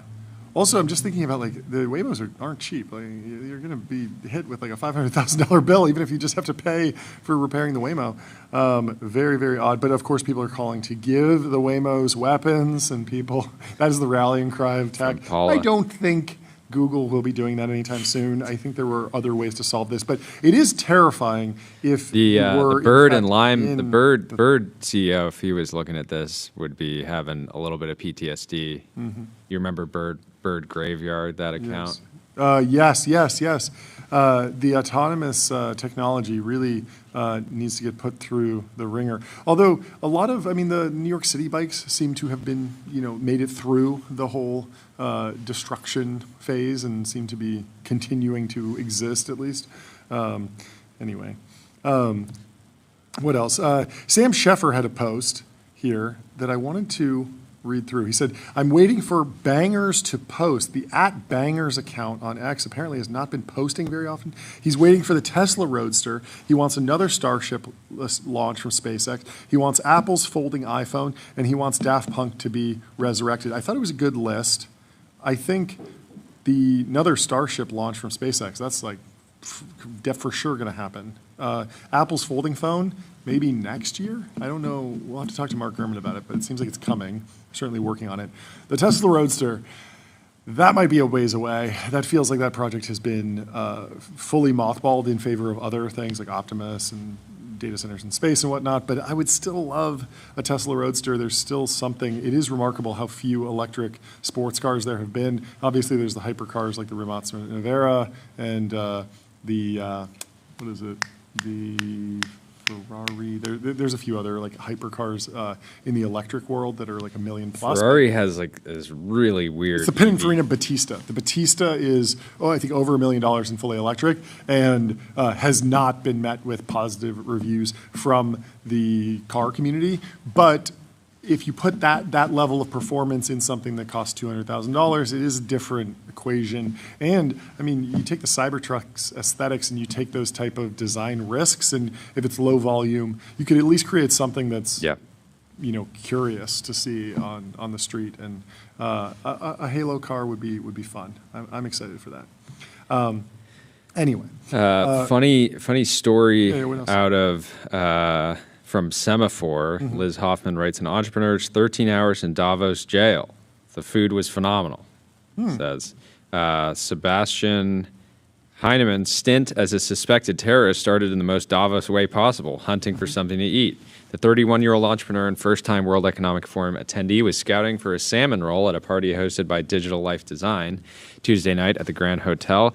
He set the prototype of the machine he hopes to sell, a verification device to fraud-proof money transfers, on a pillar. When he came back, it was gone. Hotel security was waiting to tell him the police had some questions. I'm the idiot in this, Heinemann, founder of startup Vertico, readily admits. It's a black cube with hot glue blobs and wires coming out the side. He left it unattended in a small-town police state. What followed was 13 hours in the custody of the fatigue-clad but unfailingly polite Swiss police. We spent all week thanking in broken German. Semaphore reviewed his release ticket from the police, which said that Heinemann was noticed within WEF 2026 security zone with a tech device that seemed suspicious, and its use for illegal purposes could not be excluded. Anyways, the view from a Davos jail cell. At the Belvedere Hotel security, there's this detective, mid-40s Swiss, who searches me, extremely thorough. They handcuffed me and put me in the back of a BMW. Nice. Swiss police, riding in style. I meet another officer who has the best English. The jail is right next to the train station. They bring out a fingerprint scanner, and the guy tells me, I want to see if you're an international spy. I asked for my Lunesta pills because I have insomnia, and he said, I can't give it to you because I don't know if it's cyanide. Whoa. This is an insane story. We walk into the office, and there are two cells. Everything is all painted white. Very antiseptic and Swiss. There's a metal bed drilled into the concrete and a toilet sink combination. I love this founder's like there just like hustling, trying to get some customer interest, and just goes to Davos jail and is like, well, I may as well make the most of it and try to get a story out of this. Anyways, there's a metal bed drilled into the concrete and a toilet sink combination. They said it was spring water, so the water was good to drink. The food was phenomenal. Better review than Besson. Scott Besson. Besson's gonna go to Davos. They brought it from the hospital, apparently. Chicken lasagna, amazing. The only complaint I have was the smell. The next morning, they bring this guy named Chris, a technical expert. He says, come out here, explain your tech. I do my pitch. I say, look, I'm not a very good hardware engineer, but I'm a great user of AI. I was one of the top users of Cursor last year. I did 43,000 agent runs and generated 25 billion tokens. We open my machine. Chris and I go line by line through the code. I don't know the language the code was written in because it was written with AI. So Chris actually explained the code to me. They come back and they say, you're free to go. You can take all your stuff with you, but you're banned from Davos between now and 6 p.m. on Friday. What? I'm going to apply for another hotel badge next year. So anyways, insane story. Don't bring your hardware device that you don't fully understand with a bunch of hot glue in a plastic box. Very, very, very sketchy, but got a good story out of it. The other interesting takeaway from Davos, Alex Heath summed it up in the Sources.news newsletter. He says, after my conversations with AI leaders this week in Davos, I came away with the impression that the industry has collectively decided to gang up on OpenAI. And so you saw Demis and Dario hanging out, talking about how much they're open to collaboration, open to pausing, if that makes sense, open to working together, and Elon on stage, but not a lot of OpenAI love from all the other lab leaders. Sort of an interesting dynamic, the anti-OpenAI alliance. I was also following the Kalshi market on will Elon win his case against OpenAI. The volume's gone up. It's now a 58% chance that Elon wins his case against OpenAI. So we're getting close to 50-50. The market's pretty stable. Nothing's really moved it significantly one way or another. But I'm sure it'll be moving a ton later once we have more news that comes out, more back and forth, more people sharing facts and figures. There was some reporting from the New York Times on Kash Patel's demands for a work trip to the UK. A lot of people were getting very angry about this, but I want your reaction, John. So every May, there's a Five Eyes conference with the head of every intelligence agency. This year, it was in the UK. Kash Patel is going. In the lead up to that, his detail that starts making crazy requests. You can tell me if these are crazy. He's got special requirements on everything, and the Brits are getting pissed. Before the conference, his staff says he's unhappy because he doesn't like meetings in office settings. What he wants is social events. He wants Premier League soccer games. Now that's deeply un-American. He wants to go jet skiing. Okay. He'd like a helicopter tour. That's fun. So, yeah, I wanted to ask, is this fair? He wants to go and develop, relationships with the... I think you need to go much further. You don't want to ask to go to some soccer match, do some European nonsense. You want to ask for an American football match. Bring the NFL over there. Yeah, the Super Bowl's happening. I want the All-Star game played here while I'm in town. Yeah. Bring the Patriots. I also think you're excited about helicopters. You're excited about jet skiing. Why not combine the two? Combine the two. What's that? Like, bring them out at the same time. Oh, okay. Head down to the lake. Yeah. Head down to the lake. That'd be good. Or the river, right? And just be zooming around together. Yeah. Jumping off, trading places kind of thing. What about wingsuiting? Let's get some wingsuiting going. Yeah. Some bungee jumping. I want to do, that Red Bull jump from space. That's what I want to do on my trip. We're going up to the edge of space. Felix Baumgartner. Yeah. I'm jumping out of the weather balloon into the central London. Yeah, that's a good bit. You're going to tour another country and meet with people and say, like, actually, I want to go to space. Very high up. I want to go to space. I want to go to space. In other news, Eric Jorgensen has announced pre-orders for the book of Elon Musk. It's 61 days until the launch. David Senra, who got an early copy, and he says it's awesome. He highly recommends pre-ordering. If you're not familiar with Eric's previous books, he wrote the Almanac of Naval Ravikant, which did fantastically well, sold a ton. Jack Butcher is involved in the Book of Elon. That should be very fun. And Naval wrote the foreword, which is very cool. Equipment Share went public today. IPO. YC Winter 15. Yeah. They say from Missouri to 373 locations nationwide, 7,700 team members, and $8 billion of fleet under management. They built the operating system. Construction has been missing. Yeah. Our friend Mitchell from Lead Edge is a big investor. That's right. In Equipment Share. We're working on getting the CEO on any day now. But congratulations to the entire team and cap table at Equipment Shares.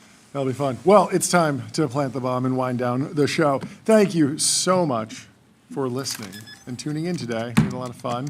We hope you have an incredible tomorrow. weekend ahead. Weekend, yes. Only 3 more sleeps. Yes. So we're back here. We'll be counting them down.